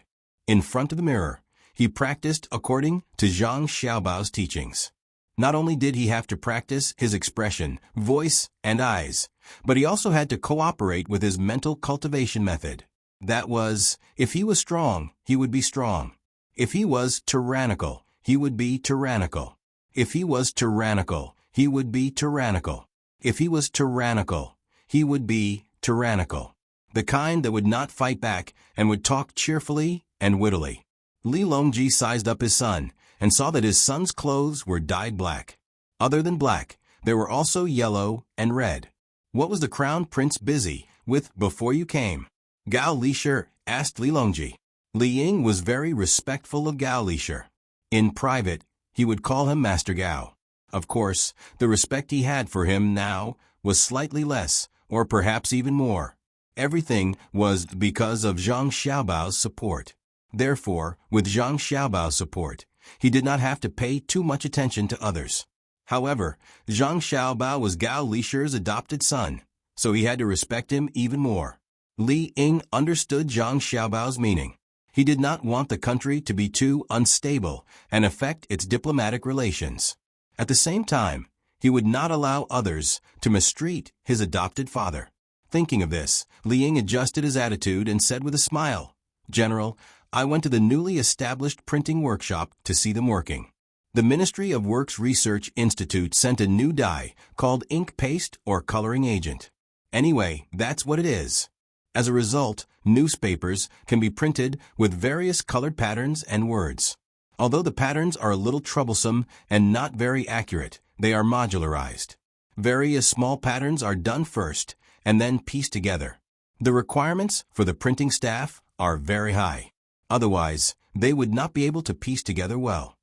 Oh, you brought printed newspapers over? Li Longji's interest was piqued. He had just seen a remote data command map today. Now, there was a colored newspaper and some modularized patterns. Very good. Li Ying, who was already prepared, took out a few rolled-up newspapers and handed them to Li Longji with one hand. Then, he placed the things he was carrying on the ground and stood there panting. It was obvious that the things he was carrying were not light. Li Longji and Gao Lisher gathered together to read the newspaper. There were indeed patterns, but they were a little rigid. There were many different colors on the newspaper, and it was very eye-catching. The two of them then looked at the content. The headline was two large red words, debate. Following that was a row of small yellow words, strong enemies are watching. The long journey is not for the next life, but for this life. With the hot blood of Tang, who can withstand the blade of the treasured sword. At the bottom, the author's name was written, Wang Wan. Then, there was a large picture of a warrior riding a horse and waving a blade. The background was a large flag with the word Tang. There was also a row of blurred flowery words printed diagonally on the picture, swallowing 10,000 li like a tiger. Li Longji subconsciously straightened his back, as though he was the one riding on the horse and waving the blade. Gao Lisher also gritted his teeth and took a deep breath. Li Ying said, the boards with the picture have been sent to various places. According to the request, a copy of this newspaper will appear in all newspapers in Great Tang tomorrow morning. Good, good. Send it out. The people know that there is going to be a war. In the past, they were also looking forward to it. Now, it has finally begun. Xiao Bao will soon bring out the administrative plan. What is the price of this newspaper? Li Longji knew that tomorrow's newspaper was going to start promoting the war, and it was going to win the support of the people. Li Ying took out another newspaper and put together with the previous one. Father, it's the same as before. 1 copper coin per copy. Don't throw it away after you read it. If you collect 3 copies, you can exchange it for 2 copper coins. If you cut out the advertisement section of the newspaper, you might even be able to get a bargain of 1 copper coin.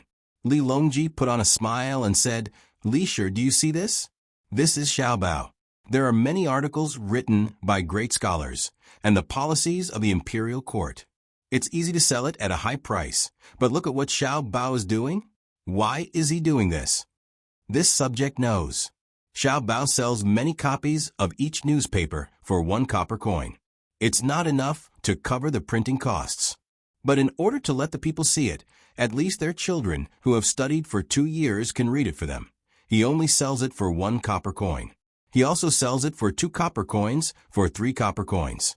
Buying 1 copy is only 1/3 of a copper coin.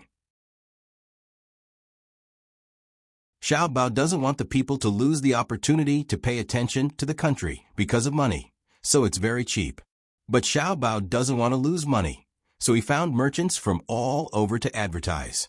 At this time, the newspaper has profits, and it's very big. In order to let the people pay attention to the advertisements in the newspaper, Xiao Bao also asked the merchants to take turns. Every day, a merchant would take out the cost of the item to sell, but they would need the piece of paper in the newspaper. Every place is different, but the same thing is that there are discounts every day. Thus, our dynasty sells many newspapers every day. This is because when the people buy it, there's no loss at all.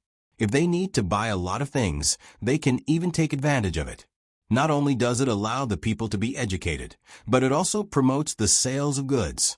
At the same time, it also allows our dynasty's newspaper distribution industry to earn profits. And Xiao Bao clearly can get more money from this, but he gives it up. He doesn't have any selfish motives. He's doing this for the sake of the country and the people. Gao Lishir sincerely praised, not at all affected by Xiao Bao's identity as his adopted son. General Gao is right.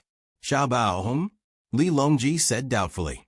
Li Ying quickly changed his words. Zhang Xiao Bao, Li Longji continued to question. Father, what do you want me to call him? Usually, when Xiao Bao sends me a telegram, he always ends it with Xiao Bao. I can't say Zhang Jidushi, right? Li Ying said awkwardly. Li Longji replied affirmatively this time. Li Ying heaved a sigh of relief. Even though it was just a title, it involved a lot of things. Normally, the people could casually address them as Xiao Bao and Cuckoo. However, officials were definitely not allowed to do so. They had to be addressed as officials, unless one was a retired official or an elder recognized by Zhang Xiaobao and Wang Wan. It represented a kind of closeness, a kind of relationship, and even a kind of identity and status in the bureaucracy. Xiao Bao and Cuckoo weren't that easy to address. Thus, Li Ying was allowed to address them as Xiao Bao. It wasn't easy for him to obtain this title. Revealing a sincere smile, Li Ying said, Xiao Bao has indeed done many good deeds. If they were to make a move on their own people, our great Tang would be in danger.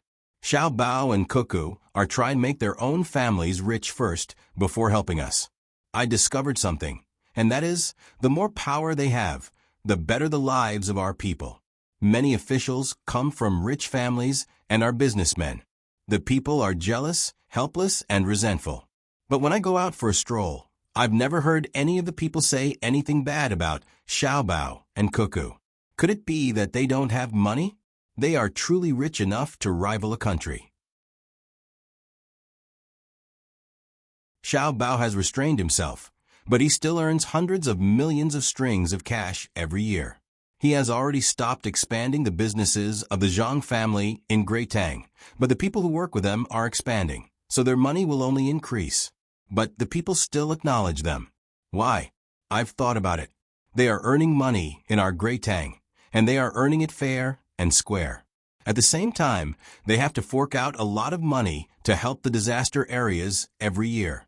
Disasters are the same as before, and they never stop. The only difference is that there was no Xiao Bao and Cuckoo in the past. Imperial Father, although they always donate money in the name of the Imperial Court, the people aren't fools. What was the Imperial Court's policy towards disaster areas in the past? What's the speed of response now? What speed? Li Longji realized that this was the first time he truly cared about his crown prince. In the past, Li Hong had never spoken so much. He had always been very careful, so he deliberately asked this question. He hoped that he could feel more familial affection and communication from his son. Just like when he was with Xiao Bei and the others, it wasn't that everything Xiao Bei did was right, but that he cared about Xiao Bei's considerate feelings. Even if she did something wrong, seeing Xiao Bei's bashful and embarrassed appearance, he had to give her the right answer. Yes, what Xiao Bei did was wrong, but shouldn't he support such a cute child? If she was wrong, then she was wrong. Did he have to beat her to death? Could it be that everything he did in his life was right? Nothing went against his heart? Li Longji considered this, so he was very tolerant of Xiao Bei and the others, especially Xiao Bei. When she hugged you and acted coquettishly, you would feel sorry for Xiao Bei's cuteness if you didn't sign a few unequal treaties. Even if you were dreaming, you would be scared awake by guilt. Li Ying waited until her father was almost done thinking before she said, "Half a month ago, Hedong Circuit's Luzhou had been dry for more than 20 days. Fortunately, they had to plant soybeans, so they weren't in a hurry at the beginning. However, it didn't rain. So Li Sun found me. He is now in charge of the agriculture and industry of the entire Hedong Circuit. Previously, he had already reported it to the Imperial Court, but it was suppressed by the head of the Secretariat. He asked the local officials to pray for rain, but it didn't happen. While I was thinking of a solution, Xiao Bao sent a message to the Research Institute and asked them to move the things that were still being tested to Luzhou. That day, the clouds drifted horizontally from west to east as usual. However, the rumbling sound of artillery fire came from Qinzhou, and then it rained in Luzhou. That day was the last few days to plant soybeans. If it was missed, the soybeans wouldn't be able to grow well or even be sown. On the third day after the rain, the well drilling team of the Ministry of Works Research Institute came. Li Sun told me that he saw the bearings break down one after another because they didn't rotate fast enough. Within a day, the Research Institute had drilled 142 wells in Luzhou, and the local drought was immediately solved. This is what I understand about Xiao Bao and Cuckoo's speed. It's not an exaggeration to say that they are as fast as lightning. 1 day of rain, 3 days of well drilling. Therefore, the people are not afraid of the Imperial Court's administrative orders being issued slowly, nor are they afraid of the unrest in the surrounding countries. At the same time, they acknowledge that the Zhang family and the Wang family have endless wealth. They are afraid that Xiao Bao and Cuckoo will give up on them. Li Ying said that the people of Tang supported Zhang Xiaobao and Wang Wan, and at the same time, expressed that she also supported them. However, Li Longji and Gao Lisher couldn't follow his train of thought. Li Ying didn't need to say anything to know that the people supported him. At this time, Li Longji and Gao Lisher were thinking about what could make it rain. This thing was even more terrifying than high-speed bearings. If the bearings didn't meet the standards, it was just that their hardness wasn't good enough, and the curvature of the balls wasn't accurate enough. This was within the scope of industry. Rain was different. Tell me, how did it rain in Luzhou? Li Longji grasped the crux of the problem. Firing cannons. Xiao Bao and Cuckoo had people fire cannons at Qinzhou, which is in front of Luzhou. They fired at the clouds, and when the clouds flew to Luzhou, it started to rain. It's very simple. It just needs to rumble for a while. Li Ying's eyes occasionally signaled to Li Longji to look the things he had brought over. Li Longji no longer cared about his dignity as an emperor. He walked over to Li Ying and slapped him on the head. Are you stupid? This is rain, not a simple method of burning firewood to resist frost. Do you think I don't know how to fire cannons? The problem is, what are they firing? You don't think it's the cannons we're using now, do you? That'll kill people. What exactly did the Research Institute send up? Li Ying finally reacted and shook his head. I don't know. I only heard that Li Sun sent a signal to Xiao Bao for help. Xiao Bao sent back several orders in succession, and thus the disaster in Luzhou was resolved. Father, don't you think Xiao Bao is amazing? Do I need you to tell me whether Xiao Bao is amazing or not? Go to the Research Institute and ask. Oh, go greet Zhang Zhong first. Although you're the crown prince, you can't directly enter. If you're stopped at the entrance, you'll be embarrassed. Zhang Zhong will also think that you have something against it. Li Longji instructed. Yes, this son understands. If you provoke Zhang Zhong, you'll be miserable. If you scold Xiao Bao, he might ignore you. But if you scold his father, then it's over. Li Ying understood very well. Li Longji lowered his head and finally turned his attention to the thing his son brought. He asked, what is this? A large pressure cooker. There's a wild boar's elbow and hind elbow stewing inside. In less than an hour, the meat has already been separated from the bone. It's suitable for use in Highlands, Li Ying replied. Li Longji asked curiously, it's so magical? This is good stuff. Let's set up a project. Father, there's no need to set up a project. This is a byproduct of the steam engine. Li Ying smiled and introduced.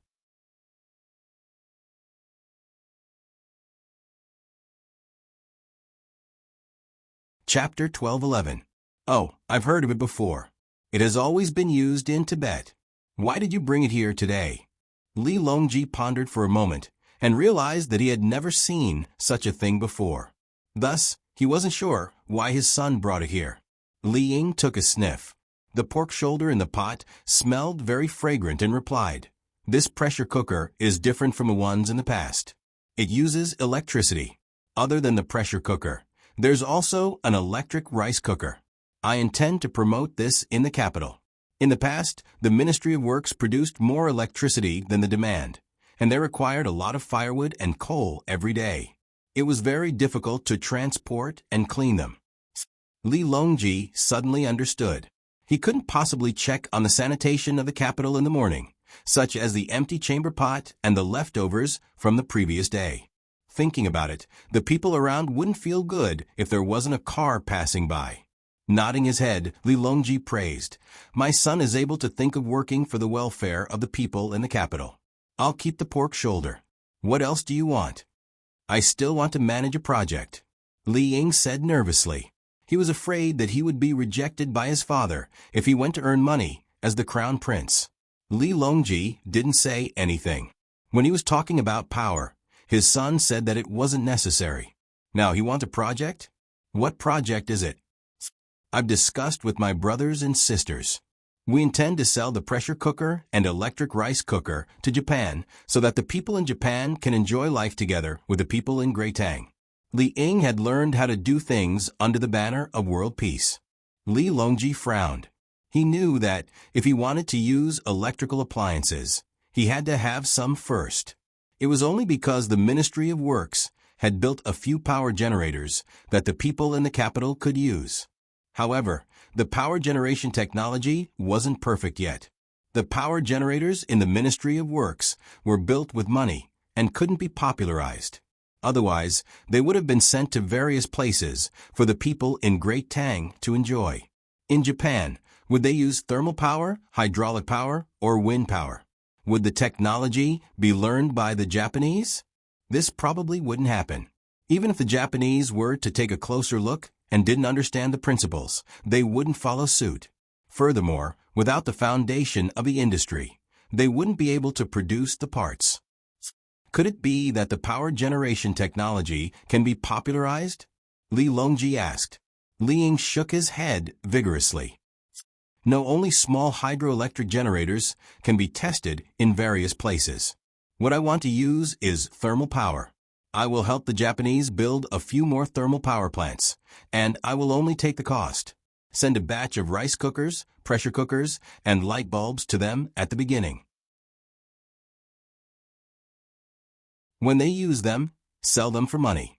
Hearing his son's words, Li Longji was even more perplexed. Gao Lishur was also perplexed, and he asked, if you can build a power plant elsewhere, why don't you build one in our great Tang, so that the common folk can enjoy it as well? That's because the new thermal power plant that the Ministry of Works is a big plant. It generates a lot of electricity. The blueprints have just been designed, and the components are about to be produced. They haven't been assembled. There were two problems involved. One was that when burning coal, there was too much ash.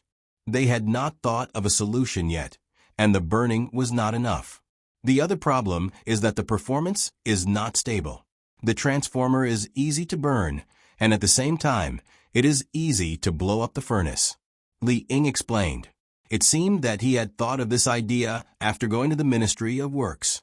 Li Longji and Gao Lishur suddenly realized that the Li Ying in front of them was no longer the same as before. At the very least, he now knew how to scheme against others. What he had just said was definitely not his final objective. There had to be a deeper reason behind it.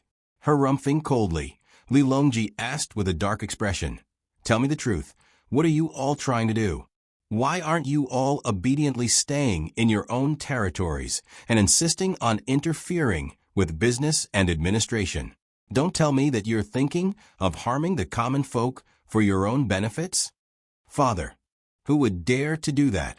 It was Xiao Bao who supported us to come out and do this.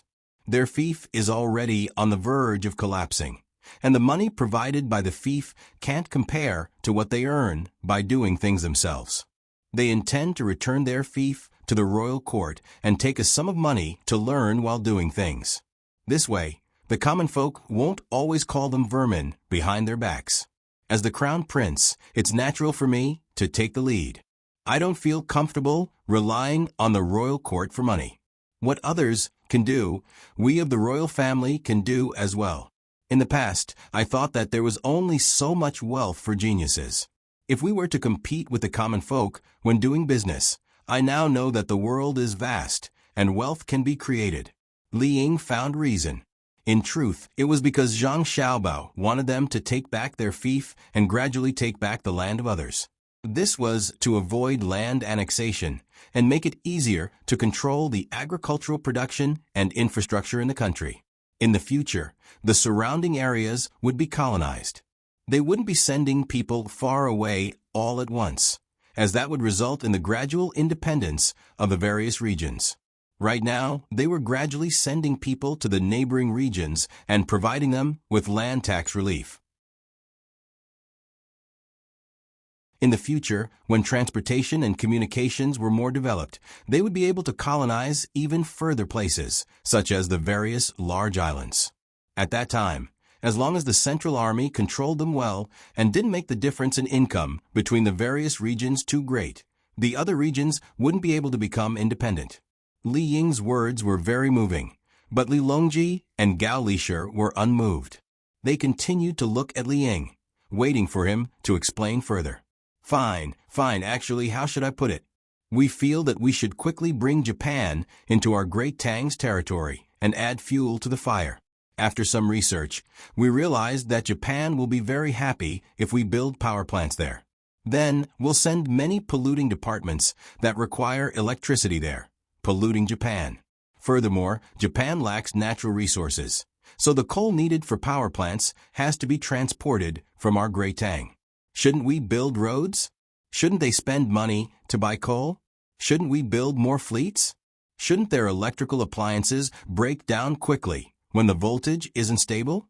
In order to squeeze every last bit of profit out of Japan, we'll start by changing their living habits. When they rely on our Great Tang for their daily lives, that will be the time when their regime will be wiped out. Li Ying revealed his ambitions. Personally sending an entire dynasty to the execution ground was a very meaningful matter. Aren't you afraid that after they learn more in the future, we'll take a liking to their capabilities and change the crown prince? Li Longji tried to scare Li Ying. Unexpectedly, Li Ying chuckled nonchalantly. Looking at Li Longji and Gao Lishur, Li Ying said confidently, "While they're learning, your son is also learning. Furthermore, they've hinted to your son that they don't want to be the emperor. In the past, you don't have much contact with the outside world, so you feel that authority in the royal court is very important.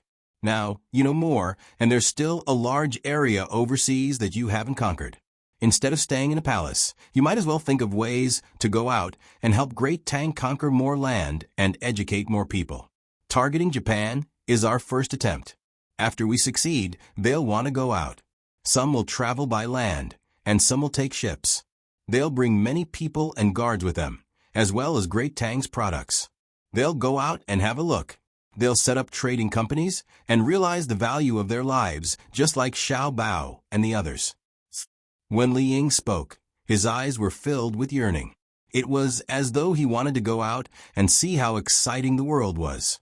In the past, he wanted to be the emperor so badly that he went crazy. Then, he saw Zhang Xiaobao and Wang Wan. Even if the two of them didn't become the emperor, they still held a lot of power and could roam the world. Moreover, the sea merchants from Luzhou to the capital had also said that the outside world was huge, and the land was filled with uneducated people. The land outside was fertile, the trees were tall, there were animals that had never been seen in the capital, and there were delicious fish in the sea. There were countless mineral deposits. As long as a few pieces of porcelain, silk, and delicious seasonings were shipped over, the locals would even help the merchants mine the ores.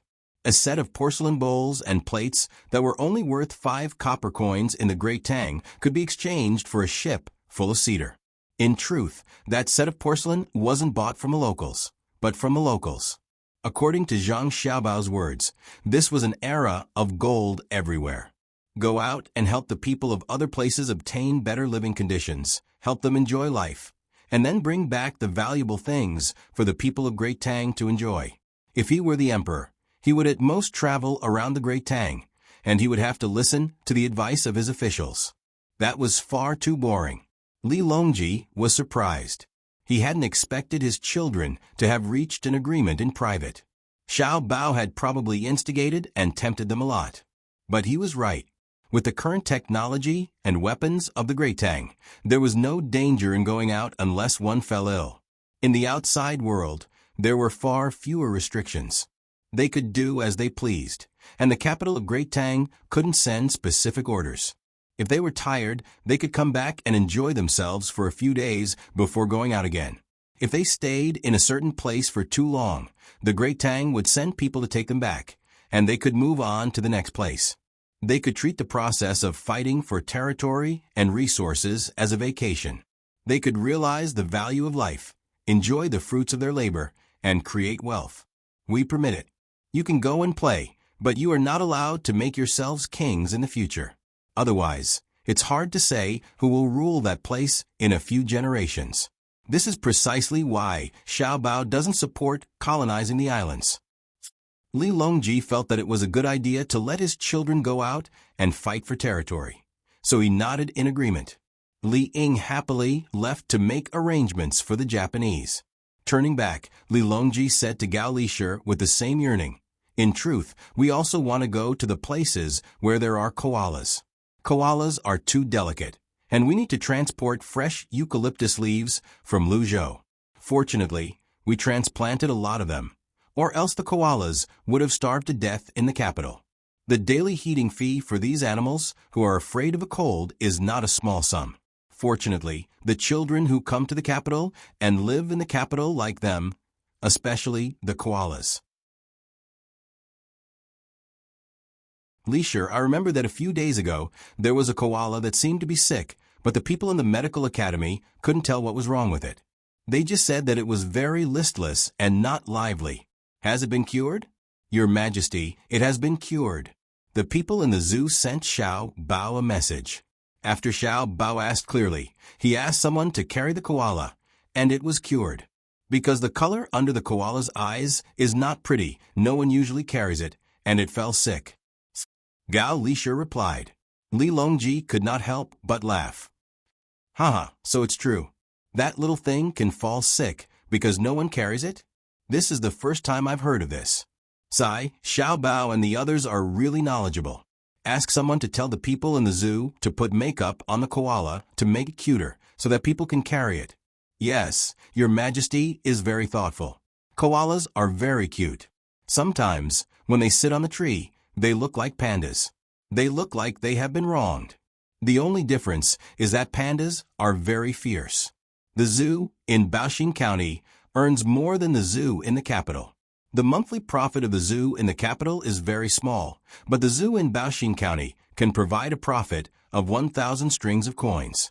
The zoo in Baoxing County earns more than that. Speaking of the zoo, Gao Lisher thought of Baoxing County, the place where Xiao Bao and Cuckoo first became officials. Li Longji had almost forgotten about that county. When he heard Gao Lisher mention it, he asked, "What's the situation there now? Don't tell me that Xiao Bao and Cuckoo left, and the new officials ruined the good things they left behind? Your Majesty, do you think anyone would dare to do that?" Baoxing County paid a lot of rent taxes last year. Excluding the counties in Luzhou, Baoxing County in Great Tang ranked 9th in rent taxes. This was a result that no one dared to dream of in the past. The local officials are the same as the Sanshui County. They have to post a notice before they start their administration. The monthly income of the county, where it comes from, how much it can be used by the county, and how they plan to spend it next month. Everything has to be made known to the people. If there's something they don't understand, they have to explain it to them. If the people agree, the money can be used according to the plan. If the people don't agree, the plan can only be changed. If they want to enforce it, it's the end of the official's term. Gao Lisher seemed to have a thorough understanding of the situation. Good, very good. I'm very happy. However, it's still difficult to promote it to all parts of Great Tang.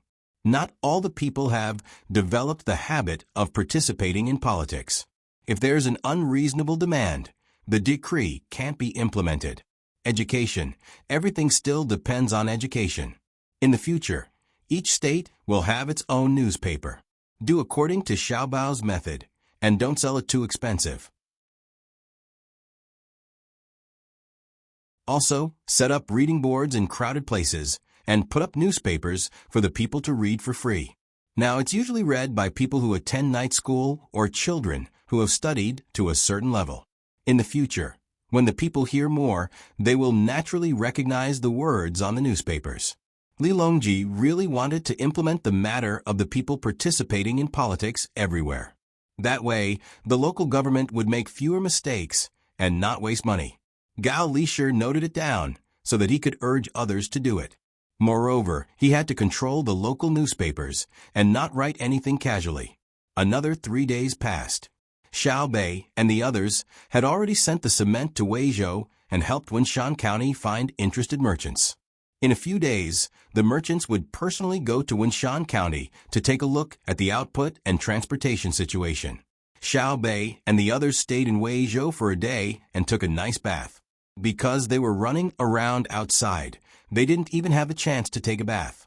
The group set off for Yizhou at dawn to catch up with their brother and sister. Just as they left the city and walked less than 5 li, a horse came from the side of the road. The person on the horse looked very tired. When she saw Xiao Bei's group, she shouted happily, "Xiao Bei, I'm here. My name is Su Yilong. I'll follow you in the future." "Is this someone from Brothers Group? Who is it?" Xiao Bei heard the noise and stood out of the carriage to look forward. The person was checked, mainly to see the certificate written by Zhang Xiaobao. They didn't find any danger, so they let him in. The person first looked at Xiao Bei, and then looked at the others. He glanced around and asked Xiaohai, You are Zhang Xiaohai?" Seeing Xiaohai nod, he said happily, "I finally found you. Let me ask you a question. There are 2 kinds of candies, one red and one blue. Red candies cost 5 copper coins per box, and blue candies cost 3 copper coins per box. You bought a total of 9 boxes and spent a total of 33 copper coins. Ask, how many boxes of blue and red candies did you buy?" Xiaohai was stunned for a moment and then answered casually, 3 boxes of red candies and 6 boxes of blue candies. "Su Yilong, today there is only 1 chapter. Tomorrow there will be more."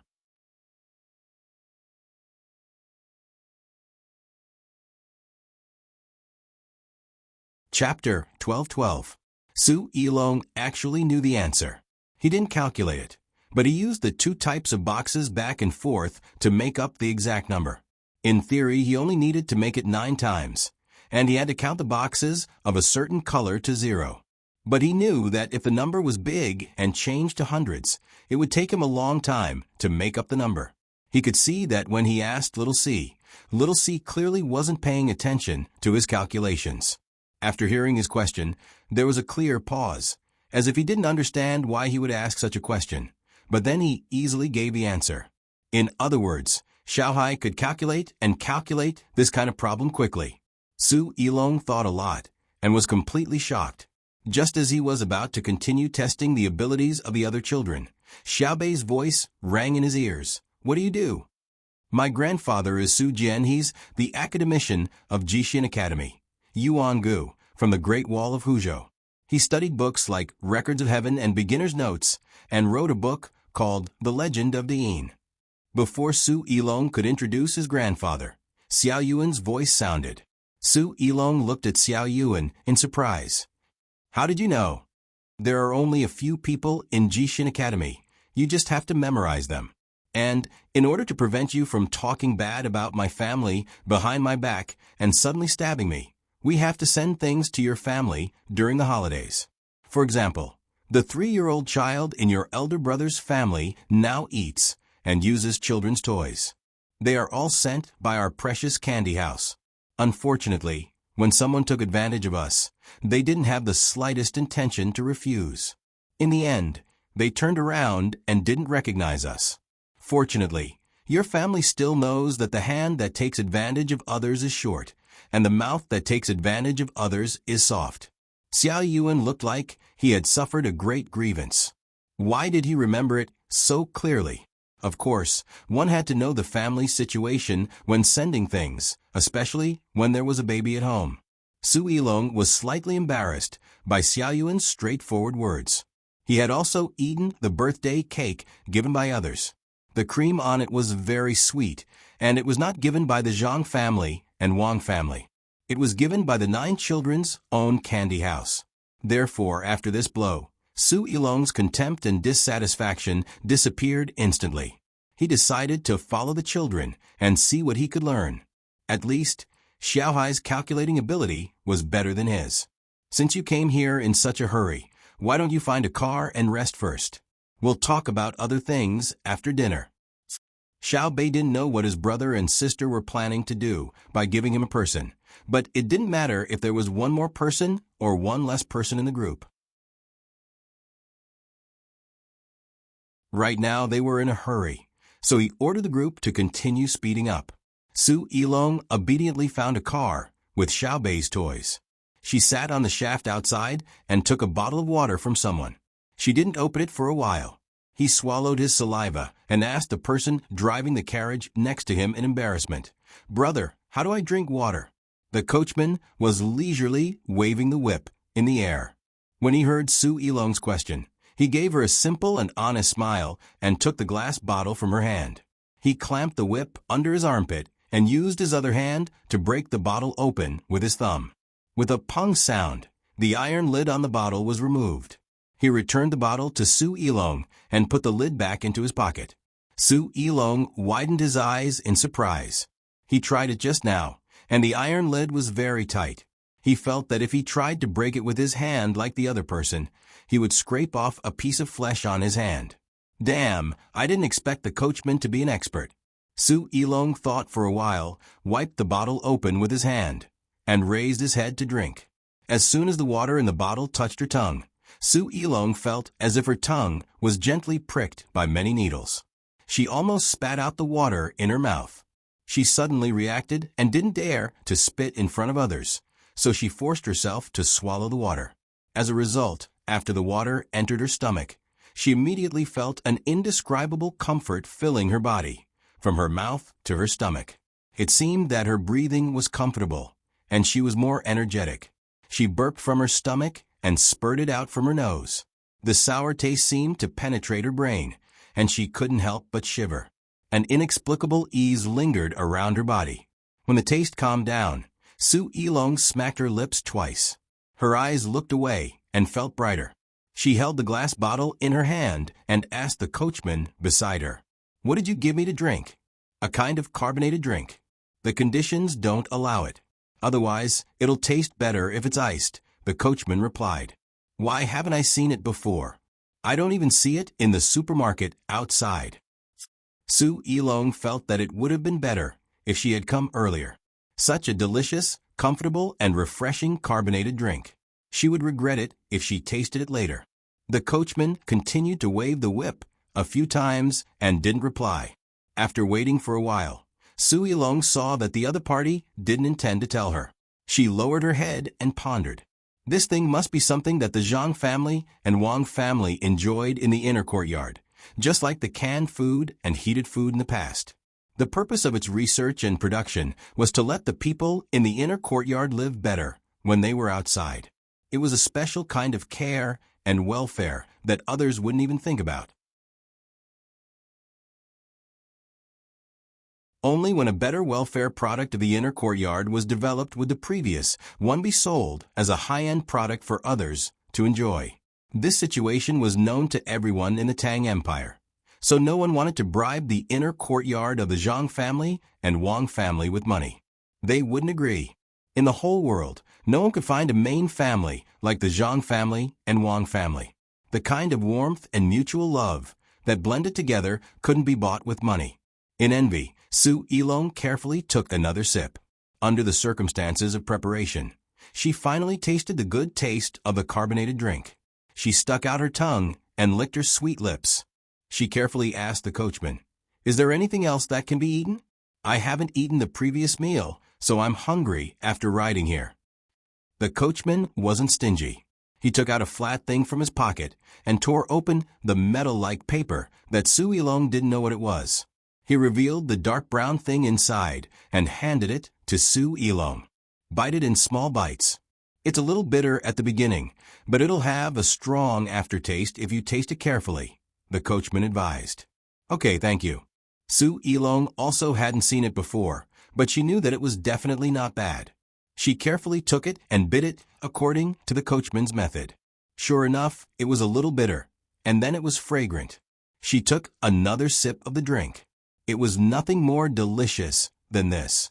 "What is it?" Cuckoo named it chocolate. "It's refreshing and can restore the body's strength. Why haven't I seen it before?" As soon as she said it, Su Ilong immediately regretted it. She realized that she had asked a very stupid question. Seeing that the coachman didn't answer, Su Ilong continued to eat the drink and chocolate bit by bit. After eating, she leaned on the carriage and looked up at the blue sky and white clouds. She gently opened her mouth and enjoyed it as much as she wanted. After a long time, Su Ilong happily asked the coachman, "Brother, can I also get a fixed amount of drinks and chocolate in the future?" "You are?" "My name is Su Ilong.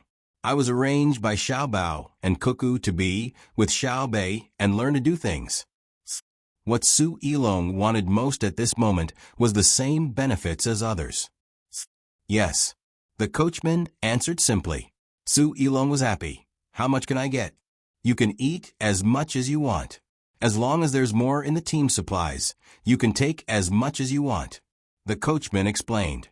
"I can eat as much as I want?" Su Ilong felt that happiness came so suddenly. She could drink as much as she wanted and eat as much as she wanted. It was a fairy-like life. Suddenly, she asked the coachman in confusion, "Why don't you eat as much as you want? After eating too much snacks, you will find that the best and most fragrant is actually the main meal." A bowl of white rice, a few meat and vegetable stir-fried dishes, and some pickles. A small bowl of soup is much better than snacks, the coachman said to Su Ilong. Su Ilong touched her stomach and seemed to want to eat a big bowl of rice. It would be better if she could make some vegetable soup. She was really hungry. After drinking a bottle of water, she seemed to want to eat more. She said to the coachman with understanding, "You probably have too many snacks and are tired of eating them. Why don't you sell them? It's a waste of resources." "Because it's specially provided for by the inner courtyard. As an inner courtyard student, I cannot eat it. But what I have is not available to others. When I'm outside, I take it out to eat. It's a symbol of status and can satisfy my vanity. The owner took this into consideration, so they don't sell it. The coachman's answer was very honest, and there was a happy smile on his face. Damned vanity. Su Ilong followed and muttered, seeing others have it, but you can't buy it with money. It's really helpless. It would be a lie to say that I'm not jealous. I'll go take a look later and see what good things there are. I'll keep it with me and take it out when I see others. They'll be envious to death. Compared to Xiaobei's team that was like a marching army, Zhang Xiaobao and Wang Wan's team slowed down again and moved towards Izhou like a snail. Occasionally, they would stop and chat with the local people who were watching by the roadside. They would let the logistics staff make convenient food for the people to taste. Fried chicken wings, smoked pork livers, and the like were made by well-trained chefs, and the commoners were all eating happily. Moreover, they were not polite when they accepted the food. As long as Zhang Xiaobao and Wang Wan gave it to them, they would take it. After eating, they would praise them, as if they were good. So were they. Bai Go came over worriedly. Xiaobao, if we continue to send out, the reserves in the team won't be enough. We'll be arriving at Izhou soon. We'll have to clean up and exchange for a new batch of supplies. Cleaning up in the city will only earn us a little money, so it's better to give it to others for free. It's not easy for us to come here, so let's make everyone happy. Money can only reflect its value when it can buy happiness. Zhang Xiaobao, who had been clearing the inventory, said to Bai Go indifferently. Bai Go also became indifferent. After all, it was not his money. It was just that when they were waiting for the little ones to come over, they moved too slowly. He did not know why they had to wait for the little ones' guards to come over. Now, there were many guards in the team. You take your time to deliver the food to others. I'll go back and rest. Bai Go planned to get out of the car and find his own place to sleep for a while. Before he left, Yao Chong appeared outside the car on a horse and followed the car slowly. When he came to the window, he said to Zhang Xiaobao and Wang Wan in the car, "Just now, there was a telegram saying that you sent out a kind of cannon. If you shoot at the sky, it will rain." "What kind of cannon?" "Really?" Bai Go was no longer sleepy. "It's not shooting at the sky. It's shooting at the clouds. It's not the usual cannonballs. It's a rocket. It's like fireworks. There are different things in it. When it explodes in the sky, it will rain. Last time, it was an experiment. The technology was not mature yet, so it always missed." Zhang Xiaobao knew what Yao Chong was asking. It was just artificial rain. 10 years ago, he and Wang Wan had hoped for it. Now, they finally saw the light of dawn. 10 years, such a long wait, but it also seemed to pass in the blink of an eye. The time passed unknowingly. It was not an instant, but an eternity. As an old man, Bai Go did not pay attention to the passage of time. He only cherished every day and then enjoyed it. Therefore, he did not have any burden in his heart. What others did to him, and what he did to others, was not as good as what he had now, because he was more direct when he asked. If he could get some good news, he would take advantage of others. If he could not, he would think of other ways. Xiaobao, did you specially ask the Research Institute to do research on the drought in the Tang Empire? Very good. It's what we should do to think about the people's lives. Bai Go asked indirectly. Zhang Xiaobao shook his head and said with a smile, "For any invention, no matter what the intention of the inventor is, the first thing that the ruler thinks of is to use it in war." When Cuckoo and I provided technical ideas, we naturally did not think about artificial rain first. Instead, we thought about the scene of countless rocket launchers being fired at the same time on the battlefield.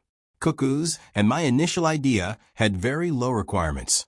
That was, within a range of 10 to 15 kilometers, there would be hundreds of rocket launchers, and at least 3,000 rocket launchers would be fired in a few minutes. It would be an area of saturation attack. Unfortunately, whether it was the range or the accuracy, the people of the Ministry of Works did not give us a satisfactory answer. We thought about it together and then thought that the rocket launcher could be simplified and used for artificial rain. I'm not afraid that you will laugh at me if I tell you. Wang Wan played along and smiled bashfully. Who asked her to be prepared to hit someone in the beginning and not the clouds? Bai Go was silent. Yao Cheng was also speechless. The two of them were not stupid. They understood why Xiao Bao and Cuckoo thought about making rocket launchers. It was because the cannons used usually could not fire so many shells in a few minutes. But were the two of them war maniacs? It was clearly a design that could help the people in the dry areas, but it was developed to destroy the enemy. Are rocket launchers good, useful to hit people? Yao Cheng wanted to know more about this. Zhang Xiaobao nodded. Yes, but we won't be able to use them in the next few years. The technology for hitting clouds is simple, but the technology for hitting people is very complicated. The advantage is that it is light and convenient compared to cannons. The disadvantage is that the cost is too high. But it doesn't matter. In order to protect the lives of our soldiers and to effectively kill the enemy's forces, it's okay to spend some money. Let's wait and see. Based on the speed of the Ministry of Works research, it should be no problem in 8 to 10 years. If they don't learn foreign languages and only focus on mathematics, they can cultivate a group of smart geniuses in 6 to 7 years. Ordinary people won't be able to do it. The technicians trained by my family started learning more early, more than 10 years ago. The Ministry of Works recruited people from all over the country a little later. However, the people recruited later all had very good skills. They only lacked more advanced theoretical support. According to the current speed of development, Cuckoo and I can still provide guidance on the direction of research. Give us another 10 years, and we will be able to truly subdue the enemy without fighting. When Wang Wan thought of all the hard work she had put in over the years, she was also very emotional. Her eyes were slightly red as she said, "Yes, I believe that with their tireless research and learning after the great Tang Empire, we don't need the special forces to take the life of a person in any country. We just need to inform the ruling class of that country, and they will send that person's head over themselves." Can this old man live for another 10 years? Baigo also wanted to see that day, but he was worried about his health. He knew that if he hadn't met Xiao Bao and Cuckoo at that time, he would very likely have died. Now many old men were living very well, all because Xiao Bao and Cuckoo provided absolute healthcare support. Therefore, when Xiao Bao and Cuckoo used trains to go to other countries to exchange benefits with high income and landowners, the process of negotiation was very smooth. These old men used their huge influence behind the scenes. When the exchange conditions were similar, no one dared to provoke them. Yao Cheng on the horse clenched his fists and bent his arms to make a bodybuilding pose. After thinking about it, he said, "I will try my best to live. I will listen to the doctor. I will eat whatever he tells me to eat and do whatever he tells me to do. I will not be angry. I want to be in a good mood tomorrow." Baigo nodded vigorously in agreement. He decided to only drink a small cup of wine every day, eat more fish and vegetables, and not pickles.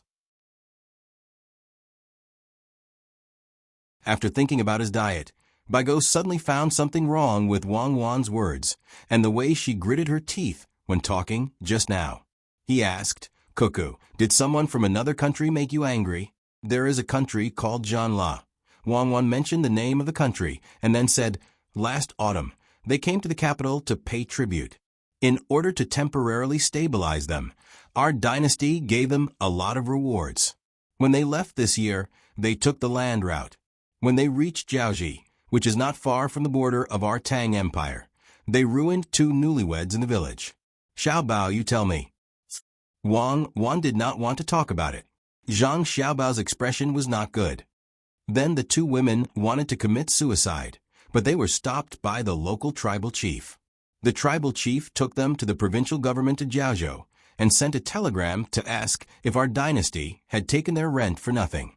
Let me explain first, they did not pay rent before. They only started paying rent in the autumn of the year before last. In the end, this matter was found out by the local provincial governor. He threatened them not to cause trouble for our dynasty. They are now waiting at home. The people from Janla have probably returned to their country by now. This shows that our Tang Empire is still easy to bully. Some of our officials are still not killed enough. This matter happened 7 days ago. Cuckoo, and I only received the telegram the night before last. That is why Cuckoo said that we do not need to send troops in the future. We can just let them come with heads. Otherwise, we will destroy their country. Grandpa, by Grandpa Yao, tell me, isn't it very uncomfortable? Actually, our country is a bit remote. They do not pay much attention to this matter.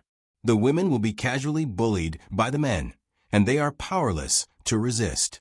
For example, the local tribes of Jiaoji may hold some bonfire party, and the women will be forced to find a place to do that kind of thing by a few men. But I am not very angry. This is a matter of education, and the local women are used to it. But now they are being bullied by outsiders. They have paid rent and sent a telegram to ask about it. When we received the news, Cuckoo and I were angry for a long time. After hearing this, Bai Shu and Yao Chong raised their hands to their chests at the same time. I am not angry. I want to live a few more years. Yao Chong took 2 deep breaths and muttered. Then he asked Zhang Xiaobao, how did you deal with it? Did you not do anything? The local provincial governor escorted them to the capital. He sent a telegram and asked the people in the telegraph office to find them. He told them not to think about dying first, and that the imperial court would give them an explanation. Zhang Xiaobao replied, what explanation? Bai Shu asked. Lu Xing is on the move. The reason why she is sad about being ruined is because the men she marries feel uncomfortable about being taken advantage of by a man from another country. She will always think about this matter, so she will capture him and let them beat him to death personally. Then, this thought will disappear. Cuckoo gave an order that those people must be brought back alive. We will chase after them all the way. Those who ask for information will be killed. Those who try to stop us will be killed. Those who try to protect them will be killed. Those who try to persuade us will be killed. Even if they hide in the palace, we must bring them out alive. Then we will cut off the heads of those who are killed along the way, marinate them, and bring them back to Jiaoji. We will let them know that their taxes are not in vain. As long as they acknowledge the imperial court's rule, the imperial court will give them an explanation. Even if they bully people from other countries, the imperial court will send troops to help their relatives and not reason. When the pride of lions is fighting with the hyenas for food, the lion will not give an explanation to the hyenas just because its cubs started the fight first. It will only kill the leader of the hyenas and let its children have meat to eat. Zhang Xiaobao first mentioned Wang Wan's decision, then said something very unreasonable. Bai Shu and Yao Chong did not object. They seemed to think that Zhang Xiaobao was right. They also knew what the Lu Xing that Zhang Xiaobao mentioned was. It was a revenge special force formed by all kinds of talents from various elite troops. Its full name was the Lu Xing Battle Squad. Everyone in it had a name that belonged to their own star. Death is the Shining. Xiaobao, Cuckoo, what if the Lu Xing Battle Squad you send provokes Jinla, and they go crazy and suddenly send troops? Yao Chong asked worriedly. Then we won't fight Duoshi first. Let's get rid of them first. How dare a small country shout at us? We would rather lose 100 times the price in other aspects than make any compromises or concessions to them. I, Wang Wan, will put my words here today. If they dare to say no, Xiaobao and I will personally lead troops and slaughter the fire of their entire race. Otherwise, what right do we have to make the people of Tang love this country? Wang Wan swore with a gloomy face. Originally, everything was going well. The plan for Duoshi was going very smoothly. Moreover, they had already suppressed Japan and Xinluo. At the same time, they could use other means to seek more benefits from Japan and Xinluo and make arrangements. In the end, Zhen La's people came to pay tribute. When they returned, they had to find something to do, so the two of them had no choice but to consider the thoughts of the people in their country. Could they not send the Lu Xing Battle Squad to capture them? The consequence of refusing was to lose the hearts of the people. If Jinla dared to send troops, could they not knock them out? How many pairs of eyes were looking at them with anticipation? Were they looking at the god of war in their hearts, Cuckoo? At this time, apart from them, even Xiao Bao would not do. This was because Xiao Bao's methods needed time to be carried out, and the people would not give them time. What the people wanted to see was how their god of war, Cuckoo, would cut people down like chopping melons. Zhang Xiaobao added, "When we received the news 3 days ago, we had already asked Lu Zhou to prepare for war. In fact, they had been preparing there all along. This was because apart from the navy in Jiangji province, the navy in other places had all been gathered in Luzhou. Originally, we planned to come to Jiannan province and act as if we were to attack at any time. We planned to mobilize Duosher's forces to gather at the front line of Jiannan province and the former Tubo. Then, our navy would bring the Luxing battle squad and suddenly descend on Duosher's territory from the surface of the sea, catching Duosher by surprise. With all their forces gathered here, it was natural that the other places were empty, and our navy could march straight in. But now, we have to deal with Zhen La's matter, and we have to wait for the news from the Luxing battle squad. If Zhen La dares to provoke us, the navy that was supposed to be used to fight Duosher will fall on its head. Grandpas, do you think Cuckoo and I will be angry? So, as long as we send troops to Zhen La, we can guarantee that we will wipe it out. If we let it go because it has delayed our strategic deployment, we will die of anger." When Bai Shu and Yao Chong heard Zhang Xiaobao's strategic deployment, they were struck dumb. At the same time, they thought, no wonder Xiaobao and Cuckoo said they were going to fight Duosher. However, when they arrived at Jiannan province, they were not in a hurry. Instead, they were announcing the whereabouts of the troops and the mobilization of their forces. It turned out that it was to mobilize Duosher's forces and gather them here.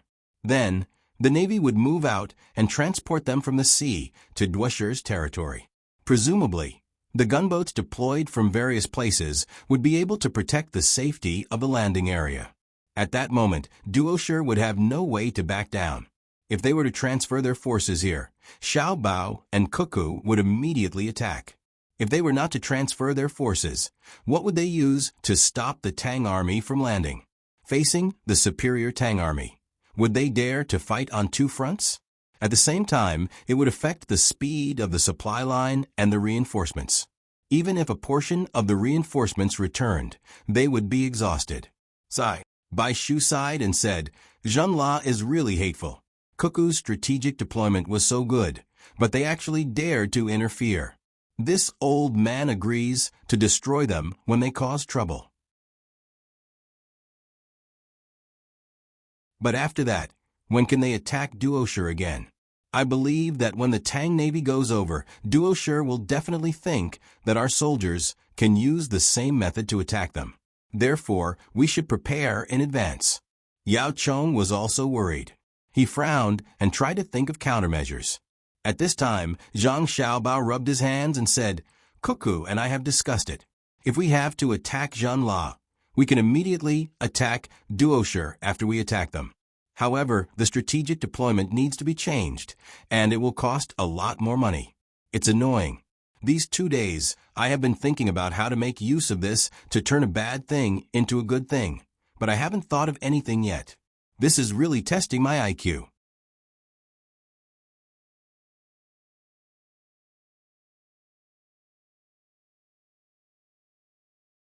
Chapter 12-13. Whether or not to attack Jinla, and how to attack them would depend on Jinla's reaction. Zhang Xiaobao continued to think about how to turn the unfavorable situation into a good one for the Tang Empire. He went into another carriage alone to ponder. Bai Shu and Yao Chong wanted to help but couldn't. Their way of thinking was different from Zhang Xiaobao and Wang Wan. To be precise, their way of thinking was the way of thinking of the normal ruling class. If they could solve the problem without using weapons, they would try their best not to use weapons. Otherwise, it would be a waste of manpower and resources. Zhang Xiaobao and Wang Wan wanted to speed up the expansion. While the weapons were advanced and the morale was high, they wanted to occupy more territory and plunder more resources. Seeing that Bai Shu and Yao Chong were still worried, Wang Wan persuaded, Grandpa Bai, Grandpa Yao, don't worry about the lack of domestic supplies, and don't worry about the sharp rise in domestic prices. In fact, we have other ways to solve the problem of Jinla. That is, we can send people to their ruling class to exchange benefits and let them take the initiative to send people over. But Xiao Bao and I have unanimously decided that we can't indulge their bad habits. The exchange of benefits itself represents our weakness. Bai Shu waved his hand. No need to say more. Let's fight. I can see that even if Jinla doesn't attack this time, you will still attack them when you have the time. They are too close to the Tang Empire. Sooner or later, they will belong to the Tang Empire. Yes, Xiao Bao, and I also think so. Moreover, their land is connected to ours. If it were Japan, we may be gentle because our ships are enough to control the people on their island. But the neighboring countries have the ability to send troops, even if their weapons are not advanced. Wang Wan admitted very straightforwardly. Peace would only appear when the difference in military strength was not big. The entire history of human beings in the world was actually a history of war. In war, resources were obtained, technology was developed, and technology was used to start wars. Whoever didn't follow the footsteps of this rule would be beaten. Neutrality was the charity given by the strong countries under the balance of interests. Bai Go and Yao Chong didn't want to waste their energy on this issue. They left Wang Wan's car and got together to discuss the fishing when they arrived in Izhou. Seeing that they did not try to persuade her, Wang Wan was very happy to have someone take out the military map and continue to study the route of the army to attack Jinla. She did not want the other party to withdraw their forces when the situation was dire and then hide in the mountains and forests while she played a jungle battle with them. That was truly too cruel. The advanced firearms of the Great Tang would be limited, and the number of casualties would increase. Thus, a strategic objective had to be set, and only then could tactics be used flexibly. All the generals looked forward to forming a strategic objective after completing countless small tactical objectives. Xiao Bei's team was still moving forward quickly. Xiao Bei's 9 children were still carefree. They did not need to worry about the strategic problems of the country, and they certainly did not need to worry about the livelihood of the people. The only thing they could do was to spend the money earned by the candy house on the children of the Great Tang according to their own ideas. In fact, no matter how they spent, it would not be wrong, because they did not need investment and return. Although the money they earned every year was higher than the national revenue of Japan in the past years, it was only a small part of the current Great Tang. They had time to read books, edit, and organize various kinds of stories for their younger brothers and sisters who stayed at home, and then teach others to show their strengths. Not only could they teach others, but they could also consolidate their knowledge. As for playing, they did not lack, and they also had many toys. They did not lack the right to have toys because adults also had toys. Su Yilong did not eat that night. After eating a lot of snacks, he was not hungry anymore. Then he went to Xiaohai, who was teaching others, and listened to Xiaohai teach mathematics. Although Xiaohai was good at mathematics, the overall 9 people were very bad. The other 8 people's level was equivalent to that of Wang Wan's 4th grade, so Xiaohai was able to teach them with ease. Su Yilong's level was slightly better than that of the 4th grade, but definitely not at the level of a 1st or 2nd grade. Therefore, he listened very seriously, ready to lay the foundation first, and then learn more advanced mathematics from Xiaohai. Okay, tonight we will go out for a while, rest for 3 hours, and continue tomorrow morning. We will be able to meet up with brother and sister at dusk, and then we will go to Izhou as usual for a day. Our difficult days will be over. After listening to the lesson, Xiao Bei said happily, rushing like this, even if they stayed in the carriage, obviously would not be comfortable. Once in a while, it was okay for 2 or 3 days, but they had enough of running back and forth like this. Su Yilong thought that it was very hard for the 9 little guys to keep running with the team outside, so she advised, Xiao Bei, in fact, you just need to follow your brother and sister. Why do you have to run out? It will be easy to get tired and sick. It's okay. We are still okay. Don't you see many children around our age, studying hard in school during the day and helping the adults when they go home at night? Just like Tunghua County, although there was a school, it had not reached the level where all the children lived in school. The farthest child had to walk for 3.5 hours to get from home to school, and another 3.5 hours to go home. I have seen the teachers we found when we left, and their standards are far from the same. But the children are very satisfied. In comparison, we are really too happy. Not all teachers can be like brother and sister, and specifically weave knowledge into stories. Xiao Bei was very sensible and compared the situation of the other children. If only the students in the Imperial College could be like you, Su Yilong said with emotion. Xiao Bei curled his lips in disdain. Their lives are so good. Their families are all rich and powerful, and they have their own maids and manservants. Usually, they just flip through books at home and have someone to wait on them. When they reach school, someone will bring them lunch at noon, and then there will be teachers, like great scholars, to teach them. During class, they are absent-minded, and when school is over, they will go somewhere to play. This is the Imperial College, and the Imperial College is not very good. It is said that there are children of poor families in there, but in fact, if they are selected from the local government, how can they be poor? There are already local merchants who sponsor them, and there are capable people who value them. Saying that they are poor is relative. It is not that they can't eat meat, but they can't take out the money to hold banquets and poetry recitals. Xiao Bei was very familiar with the situation in the national key schools because the Imperial College had sent them invitations more than once, hoping that they could study there. In the end, they were directly rejected without any mercy. Not only did they say to the person who sent the invitations that they were ashamed to be associated with the students there, but they also said that the teachers wanted to teach them, but they were not qualified and were not worthy.